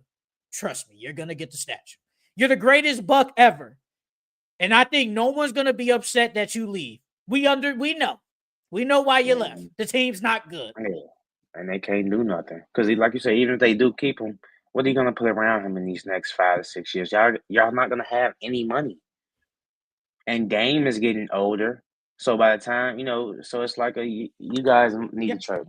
Bro, Giannis is only 30. He's our age. He's only 30 years old, and he ain't gonna turn 31 until December. So yes, Giannis in his smack. He's your age. Yet. I'm not 30 yet. We touching 30, dog. Wait a minute, brother. Your birthday in 2 months. We the same age group. Don't do that. Don't try to do that. You tried to do that, brother. Talk about my age. I'm only 29. Nah, that's crazy. That's crazy. That's crazy, y'all. Gonna be the same age as me in 2 months. That's crazy, y'all. But now you said the Knicks. Yeah, the Knicks. The Knicks, they have to figure out what they're gonna do with a coach. We talked about it earlier. Bro, the Knicks are a hoe. They just talking to anybody. They're just talking to anybody at this point. Bro, the Knicks are, no offense to Bulls. No offense to Billy Donovan. That's like talking to the ugly girl. They just talking to anybody, bro. They're talking to anybody. They trying to get anybody. What you gonna do with Cat? Do you want to trade Mikal Bridges? Because we talked about last week. Mikal could get like a 4 year, some million. That's worth $30 million a year. He probably ain't worth that. He's not worth it. What you gonna do with the bench? So you got to figure out what you gonna do. Jay Will said that the Knicks are in no rush. They should just wait until kind of fill out the roster first, then get a coach. Yeah.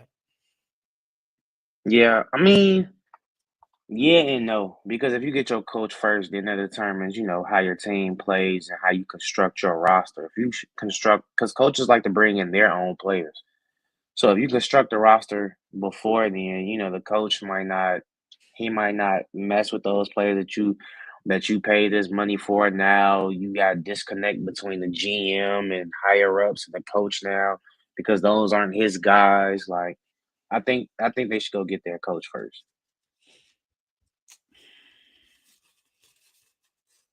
Do you think they trade Cat though? Or you think they I run don't it think back? they should. I think they should run it back. I Run it think back. McHale needs to go. I ain't gonna lie. I think McHale needs to go. Hey, man. Bro, what did he really do? What did he really do there? For real, what did he really do? His defense wasn't all that like it normally is. Most thing you can say is he played a bunch of games. He was there. He was available. That's the best you can say. Other than that, You need offense was butt. Defense was subpar. And other than that, he don't really bring shooting. He really didn't shoot that well this season. The man was fixing his jump shot all season, early in the beginning of the season and off season. So it's like, what did you? We gave all this for you, and you ain't even do nothing for us. Mikal Bridges gave you 17 3 boards, 3 assists, shot 50% from the field. And what did he shoot from 3? He shot 35% from 3. Bro, it do not feel like he gave them 17 points per game. It do not feel like that. It felt like he gave them like 12 to 13, bro. That you're thinking of the playoffs because he definitely gave them like 15 in the playoffs. I mean, McKay. Ain't your play supposed to rise when you get to the playoffs? It's supposed to. Well, for the Stars at least. For the Stars. I mean, okay, well, you traded McHale before Josh Hart? Yes. Yes. Oh, wow. Yes. Oh, wow. Yes. Josh Hart is literally the heart of the team, G. Literally. Hart is the heart of the team. You cannot trade that man, bro. That man, and he's the walking, breathing, living version of what New York wants as a basketball player. It's him. You can't get rid of him. Hey man, Josh Hart can't shoot for some reason. Bro, we could work on that. We seen Aaron Gordon last year shooting wasn't that well, and now this year hitting game winners in the playoffs. I think he shot like 40% from the three this year, bro. Like, yeah, offseason could change your shooting like that. So I ain't worried about that. He bring everything else though. I know he gonna hustle. I know he gonna defend. I know he gonna pass. I know he gonna make winning plays. Mikal Bridges damn near cost them the game when Tyrese hit that game winner. Why are you reaching for the ball?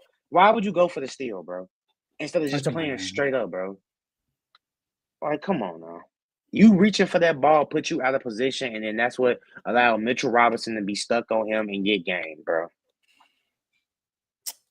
Hey man, look. I feel like that's just I'm letting that man go. You gotta let that man go, bro. That's crazy. Damn, Mikal. We gave up 5 first-round picks just to let you go after 1 year. Now you look dumb. Now as a franchise, you look really dumb. It was dumb to begin with. Shit. Hey, low-key though, 5 first-round picks for a role player does sound crazy. Come on now, bro. If he was in Brooklyn and he was putting up damn near 30 a game when he was in Brooklyn, all right, okay, it's justified. But he wasn't even doing. I don't even think he was putting up 25. I think he was shooting. Well, he was scoring like 22, 23, wasn't it? I said 17. He was averaging 17. No. I'm talking about when he was at Brooklyn. Oh, with Brooklyn? He was averaging. Damn, I was just there. He averaged 26. He averaged 26 for Brooklyn. That was 1 year when he first got there. That was that half a year. Hey, he was a dog that year. And if he was giving you that, 19, bro, the nigga wasn't even giving me 20 points per game, and y'all gave up 5 first round picks for him, bro. Well, 5 picks for him, bro. He's not worth that. If he would have gave us that 25, them 3 years he was doing, 2 other years he was there, yes, it's justified.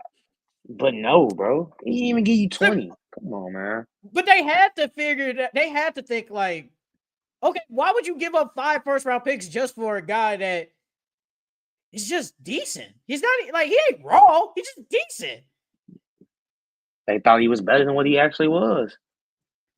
They give up 5 first-round picks for a guy to give you 17 points per game. But we know they did this for Boston. And it was like, hey, we got these 2 wing stoppers. We can stop the Jays. We good. So we give up the 5 first-round picks. Bro, they could have kept DiVincenzo, and DiVincenzo would have gained them the same thing. If not, well, honestly, I think DiVincenzo would have played better because he was hooping that year before, and then now you back, and Tibbs still playing you and stuff like that. I think he still would have did good, but Mikal gotta go, bro. He gotta go. Hey man, damn Mikal, it's over for you. I mean, we said the Suns. We talked about the Pelicans. I feel like those were the other teams, but we kind of talked about them a lot. That would be my 5th team. If you got another one, then we can move on. So we named all my 5. All right, man. Let's move on. So we got these little topics, then we'll move on to the finals. We'll say that other topic probably next week so we can have some. So I want to ask you. I saw a TikTok. Somebody said that Paige Bueckers is better than Caitlin Clark. I want to ask you, is that really true? Because even though Paige Bueckers has missed time because of concussion, and Caitlin Clark has been out for a minute now because of a quad injury, Paige Bueckers has been hooping. She just dropped 35 last night. She been hooping. She's the best player on the team. She dropped 35? Last night, yes. Oh, that motherfucker sold my part. I did her under. Oh my god. You did under her points?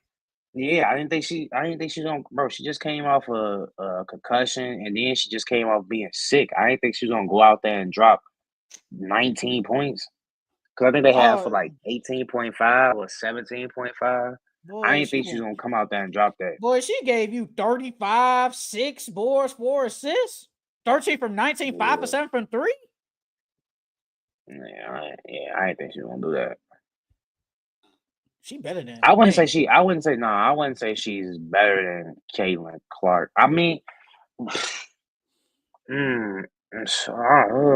that's a sticky conversation. I ain't gonna lie. That's a tough convo because Paige is cold, bro. I think Caitlin can shoot better. And I think Caitlin has better passing ability. Caitlin has more flair to her game. But as of right now, I'll say Caitlin is definitely better than her. So right now, since it updated since last night, Paige is averaging, I'm gonna round up, 18, 5 rebounds, 6 assists, and 2 steals per game. What did Caitlin average her freshman? I mean, not her freshman, her rookie. Her rookie year, Caitlin averaged 19, 6 boards, 8 assists, average of steals, shot 41% from the field, 34% from 3. And Paige is what you said, 17, 5, and 5 or something, or 17, 5 and 6. Yeah, she's shooting 48% from the field, 45% from 3. Now, mind you, this is what happened last night. Because before that, she was averaging 15, 5, and 7. But since after 35 points, it boosted her up. Yeah. I mean, as of right now, their rookie seasons almost look identical. But we gotta see how the rest of the year plays out. But if we going off like as of right now, who's better? Caitlin is better than her right now. Caitlin is definitely better. Yeah. But a lot of people didn't think Paige was gonna be like. I think they thought she was gonna be kind of overhyped to an extent. Nah, Paige before them injuries at UConn, I had Paige being better than Caitlin. But then them injuries happened at UConn, and that derailed her a little bit. But I still think Paige is cold, bro. Paige is cold. I think Paige is cold. I think Paige is a dog, bro. Like, yeah, Paige is a dog. I mean, that team sucks. This team is terrible. They're 1-10. They are trash. They're trash. Enrique sucks. I'm sorry. He sucks.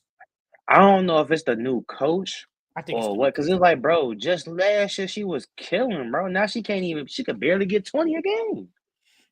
No, last year she was a shot. Bro, she was averaging 22. Last 2 years, averaging 22 points, 21 rebounds.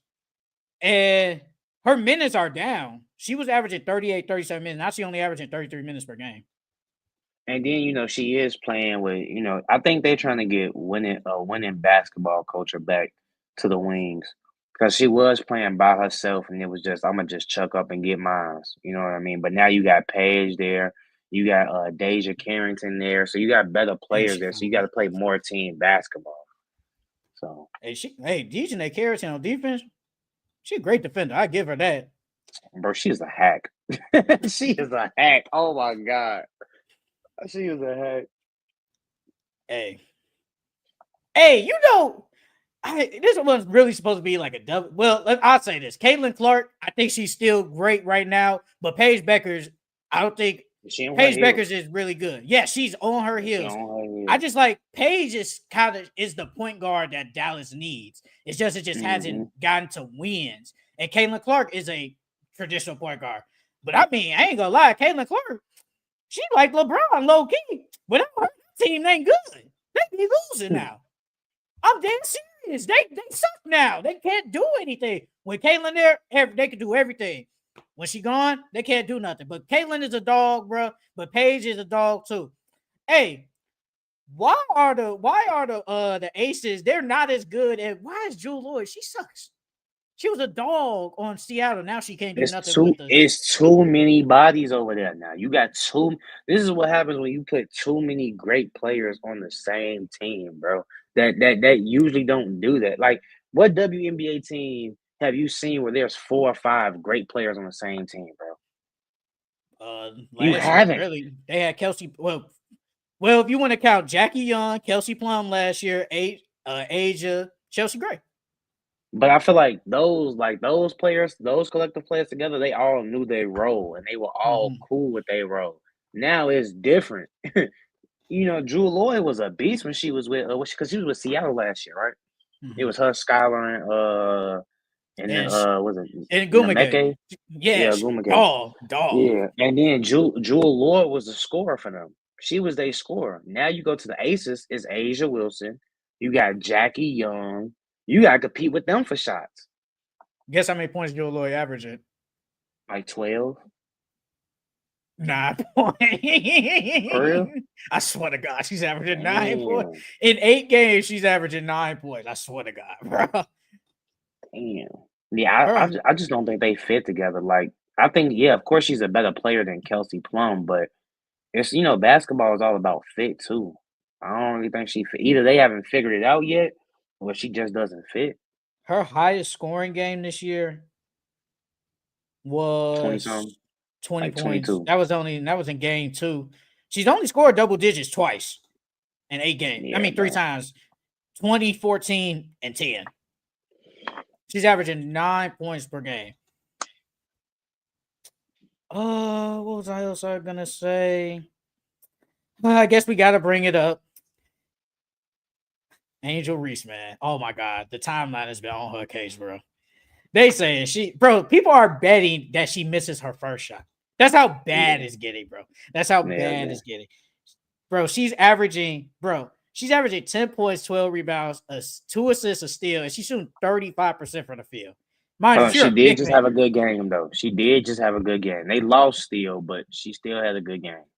Bro, that team sucks. Yeah. She's missing layups. She's missing layups, bro. It's getting bad over there. She's missing a lot of layups. For you to be that tall, you missing layups. Camila Cardoso ain't doing nothing either. She's not a power forward, bro. She's a center, but she's too small to play center in the WNBA. And then Cardoso, she's supposed to be at center, starting at center, but how she supposed to play her right position when she fighting with Angel Reese out there? Yeah, bro. Bro, people saying, man, they said y'all could have just kept Teresa Weatherspoon if that was the case, because this coach ain't doing no better. I don't know what he doing. My man's he look lost out there, bro. He look lost out there, bro. He look lost out there, bro. And Courtney Vandersloot tore her ACL, so it's like so now she's out for the year. They do gotta play. He better play. He better play Haley. Might as well play Haley. You got nothing to lose, bro. They're 2-6. The only wins they got was against Dallas. That's it. Wait, who's supposed to be coming out next? Ain't no. I don't. Well, me personally, I don't know of any good girls coming out next year. What's that girl from Notre Dame? She a point guard. Oh, is she a point guard? It was the girl at Yeah, Notre Dame. light She skin. stayed. Yeah, with the glass. She Yeah, wears the she a point guard. goggles. No. The one with the goggles left. It's the other one. Oh, I know who you're The other talking one. about. I know who you're The talking one with the about. goggles She's left. good too. Yeah, the girl Yeah. with the goggles went to TCU. I remember. She went to Mm-hmm. TCU. She went to TCU. But let's move on. Has Katie's career been underwhelming since he left Golden State? It was on the timeline. He basically gave out somebody said his career has been underwhelming. But since KD left Golden State, 5-time All-Star, 2 gold medals, 2-time All NBA. I feel like it's still pretty good. Since he's left, he's averaged 28 points, 8 rebounds, 5 assists, shot 53, 41, 88%. And in the playoffs, averaging 30 points, 8 rebounds, 5 assists, 49% from the field, 37% from 3, 88 from the free throw line. So I want to ask you, has KD's career been underwhelming since he left Golden State? Nah, I wouldn't say it's been underwhelming. Only reason why I could see people saying that is because he hasn't won another ring. I feel like that's the biggest knock on KD. I feel like KD get more knock for it than Bron does by not, winning the championship on your own. Even though Bron didn't win a championship on his own, but I feel like KD get more slack for it than Bron do. But no, I wouldn't say KD's his career has been underwhelming since he left Golden State. I wouldn't say that at all. I don't think it's been underwhelming. Now, I watched Nightcap, and Gary Payton said that every team he's been on since he left, those teams haven't been good. I don't agree with that entirely. I really Nah, don't. I kind of I disagree don't either. because he said they just had he said that they just had other like stars next to him, but the teams weren't good. Like we can honestly say that Brooklyn team was damn near amazing. They could have Yes. went to the finals. They could have went to the finals. If you would have probably kept Chris Paul and DeAndre Ayton for a full year of Kevin Durant and Devin Booker, that team could have That potentially yeah, that team could have I gone think far. they didn't have won. They damn near probably would have won that year, bro. They could have had To a be chance honest. of winning. They could have had a Yeah. chance after they lost to the Nuggets. They decided to get rid of Chris Paul and DeAndre Ayton. Why you wouldn't just stick it out for another year? I understand.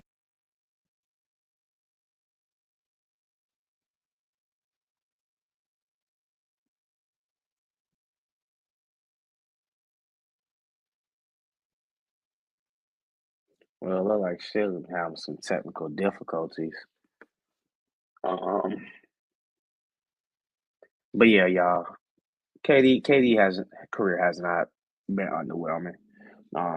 Gary Payton is tripping, dog. I don't know what weed Gary Payton smoking, but I need some ASAP. No cap. Because KD's been amazing since, although he hasn't won a ring since he's left Golden State, KD has played very well. Granted, that Brooklyn team didn't win a championship when they got all those superstars together. He still took the Bucks to, if his foot wasn't on the line, it's a whole totally different ball game. We talking about KD. If Kyrie didn't get injured, if they didn't trade for James Harden, if they kept that same team, it could have been different. So it's a lot of variables that's added to it. But yeah, I don't think KD's career hasn't been underrated for sure.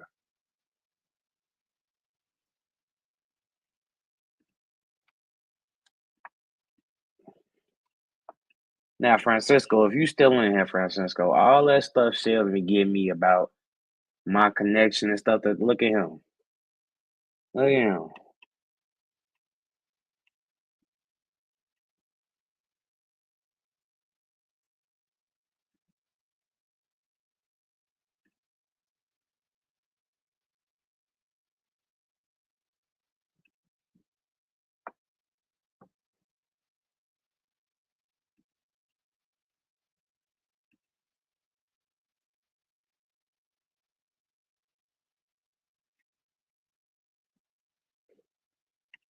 1 second, John. 1 second. I'm trying to figure out where he went.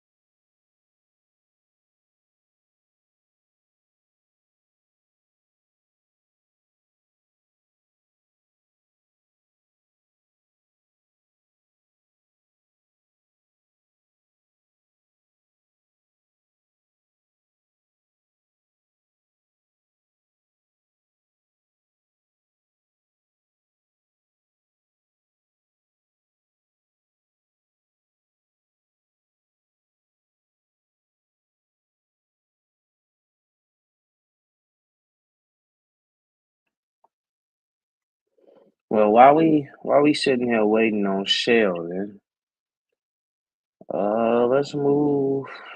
Let's move into this Pacers and OKC series. Um, I'm not the biggest fan of the Pacers. I think you all can tell that by now, but I'm honestly surprised that the Thunder are down 2-1 to the Pacers. I real life cannot believe it. If you would have asked me, I would have never thought the Pacers would have been in the finals. That's the first thing. But even though they have a high scoring offense and they can go 10 deep, I would have never thought that they would have gave OKC this much comp. OKC has the defenders, they have the bigs, even though they aren't, true big man for real, as far as size wise. They're bigger than the Pacers bigs. But they got the defense, they got the bigs, they got the MVP. Um, they have the talent as far as Chet and Jalen Williams to score. But the Pacers, one thing I gotta give them credit, bro. They fight every single possession. They fight the entire 48 minutes. And as long as you fighting, you got a chance to win any given game. But yeah, I wouldn't have thought that they would have kept up with OKC as far as scoring wise. I thought OKC would have locked them down. Um,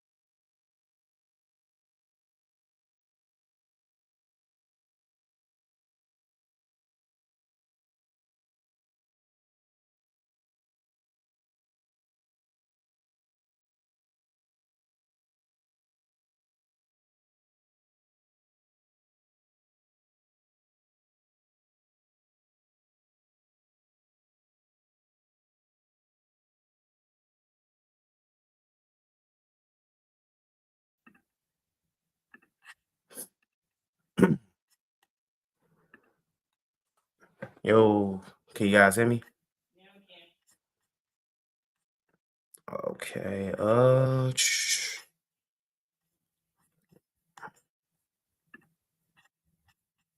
Let's I guess I had my mic on mute this entire time sitting here talking. But let's talk about this OKC and this Pacer series so far. If I'm being completely honest, y'all, I would have not thought that the Pacers would have gave OKC this much comp. I'm being completely honest with you. I didn't even think that the Pacers was gonna make it to the finals regardless. I thought it would have been another team out the East. But they did make it. Um, I thought that the Pacers didn't have anything defensively to combat OKC. I didn't think their offense was gonna be this potent. I thought OKC would have shut them down. I know it would have been a decent series just because, the Pacers do have a lot of bodies on their team and, they do have a fast paced offense and they do shoot a lot of threes. So, the more threes you take and you hit, you can stay in any given ball game in today's NBA. But I thought OKC just had it all. And I wouldn't have thought that the Pacers wouldn't have been up 2-1 right now. OKC, they choked the first game for sure because I still don't know why OKC's coach would sub out their bigs. You're literally up 15 with 9 minutes left, and you sub out Hartenstein and you sub out Chet. So now you have Obi Toppin and you have Siakam in the game still, getting every offensive rebound and getting second chance points left and right. That made no sense to me. And then on top of that, once it got down to 7, why didn't you timeout and sub one of your bigs back in? That made no sense because at least you sub Chet or Hardenstein. Hardenstein was playing well that game too. He was rebounding well. He was getting second chance points for OKC the first game. So you could at least sub him back in to at least combat Siakam or Obi Toppin, and he can rebound and eliminate some of those second chance points that the Pacers got. Because that's the real reason why, Tyrese Halliburton got that second shot at the end. But then, at the end of the game, I understand Case and Wallace. He plays good defense. He moves the ball well. And, I get it. But again, why? Like, I understand you want to have him in there so you can have defenders at all 5 positions. But, bro, if Tyrese is obviously taller than Case and Wallace, so he can just shoot over him. But if you would have had a big in or say Chet in, that could at least kept Luke Dort on Tyrese. That could have kept Alex Caruso on Tyrese, because at the end of the game, Case and Wallace and Alex Caruso, Case and Wallace was finna switch on. I forgot who Alex Caruso was guarding, but he was finna switch on Alex Caruso guy. But he seen that Alex Caruso was going back to his man, so that's why his contest on Tyrese was late. So I mean, I can't totally fault him for that, but he is shorter than Tyrese. And on top of that, if you had some size in, that could have been a totally different shot. That could have been a more contested shot. But you gotta give credit when credit is due. The Pacers came back that game and they showed out, and Tyrese hit that game winner. And then on top of that, like, bro, you gotta get the ball at that man's hands. You at the end of the game, you have to get the ball out of his hands. He's hit several game winners. I think he hit at least 3 or 4 game winners since the playoffs started. So, bro, you got to get the ball out his hands. He's been hot this playoffs. He has ultra confidence because of all the game winners that he's hit so far, and then all the overrated talks that he's been getting. He's trying to prove a point. He's trying to show that he's that guy. So you got to get the ball out his hands and make one of those other guys beat you. Now, game 2 was exactly what I thought it was going to be. I thought, after they had that first close game that OKC lost, they got to come out here and show their dominance now. I thought they would have did that the first game, and the second game would have been close, but they came out, they showed their dominance throughout the whole entire game. Tyrese tried to step it up late in the fourth, but it wasn't enough. Let me see. Let me look at the box score. Chet had a better game. Him and J-Dub. They had better games. But they held Siakam to 15. Even though they had balanced scoring between Siakam and Aaron Naismith and Miles Turner, for the most part, though, they held those guys in check throughout the entire game. So that's that played a role in it. And then Chet having a bounce back game. I think he had 9 points in the first quarter or something like that. So Chet came out and he played how he was supposed to play. J-Dub, he obviously had a better game. Low key though, the unsung hero of this series is low key Luke Dort. If Luke Dort can, give you 3 to 4 threes every game like he has done, OKC should win this series pretty easily. Because now you got balance. As long as Chet and J-Dub still steps up, you could be able to take and command the lead. Hopefully get this game 4 in Indiana. But moving on to game 3, game 3 was a heartbreaker. And that's because we didn't get Shea. Usually Shea gives us, we know he's a guaranteed 30 per night. That's a lock on FanDuel for sure. But Shea didn't show up. Last night. He shot 9 for 20 for 24 points. 1 for 3 from 3, and then he had 6 turnovers. So if Shea would have had a better game, OKC could have won that game. But you got to get credit to Ben Mathurin. Ben Mathurin coming off the bench and dropping 27, like, dog. Like, I knew bro was cold. I knew he was nice, but to come off the drop 27 in under 25 minutes, that is very impressive, especially in the playoffs against one of the teams with the best one of the best defenses ever. Like, that's pretty impressive. But I think OKC would have won that game if they held Ben Mathurin in check. I mean, granted, Ben hasn't played that many minutes throughout the series. His minutes has been all over the place. But once you see him going, you have to cut that fire out because you guys have done a great job with Tyrese so far throughout the series. Even though he did have a good game yesterday, for the most part, you guys have done a great job on him. You guys have done a great job on Miles Turner. But you can't have guys like Ben coming there giving you 27 and 22 minutes. That hurts, especially in the playoffs. But for the OKC side, everyone showed up besides Shea. Luke Dort gave you 4 threes with 12 points. Chet gave you 20, even though he was 0 for 6 from 3.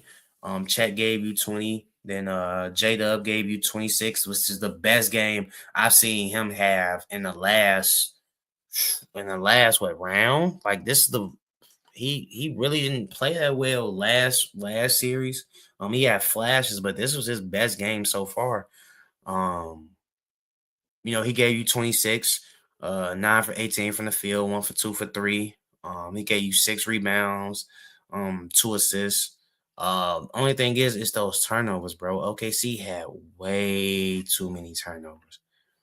They had way too many turnovers. The turnovers were 19 to 14. And those 5 extra possessions that you guys gave up, that could have been the difference maker in the ball game. Because that's at least 10 to 15 extra points. And you guys only lost by what?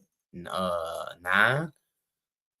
So them 5 turnovers, those could have been, layups, and that could have been a 1-point ball game, and you guys won. But I'm still confident in OKC. I still think OKC has a great chance to win this series. As long as they, keep doing what they're doing on Halliburton and Siakam and Miles Turner, and Chet and J-Dub, they have to keep it up. They have to continuously play well because without them, OKC really isn't a great 3-point shooting team. So if those two don't have it going, I mean, granted, they do have Aaron Wiggins, they do have Isaiah Joe, but you need your best guys to play well in order for you to win. Because obviously with Indiana, it could be anybody any given night giving you 20. It could be Siakam, it could be Ben, it could be Tyrese, it could be Miles. So, as long as those Chet, J-Dub, and Shea do what they have to do, they limit turnovers, and they continuously play good defense on Tyrese, Siakam, and Miles, they'll be good. They'll be good.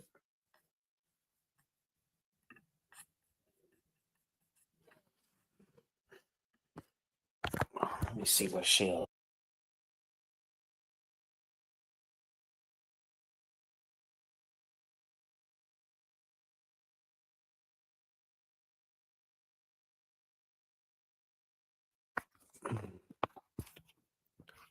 But yeah, so for game 4, y'all, I got OKC winning, y'all. But since Sheldon isn't returning, y'all, and I don't have anything else to say about the OKC and Pacers series. Tune in next Thursday. Follow us on, all social media platforms. Make sure you guys go listen to our podcast. If you don't like the video version, you want the audio version, go listen to it on Apple Music, Spotify. And continuously like the videos, guys. Like, that does so much for us. That helps us out tremendously. Continue to like the videos. Continue to, share them. Like, comment, and subscribe. See you guys again next Thursday.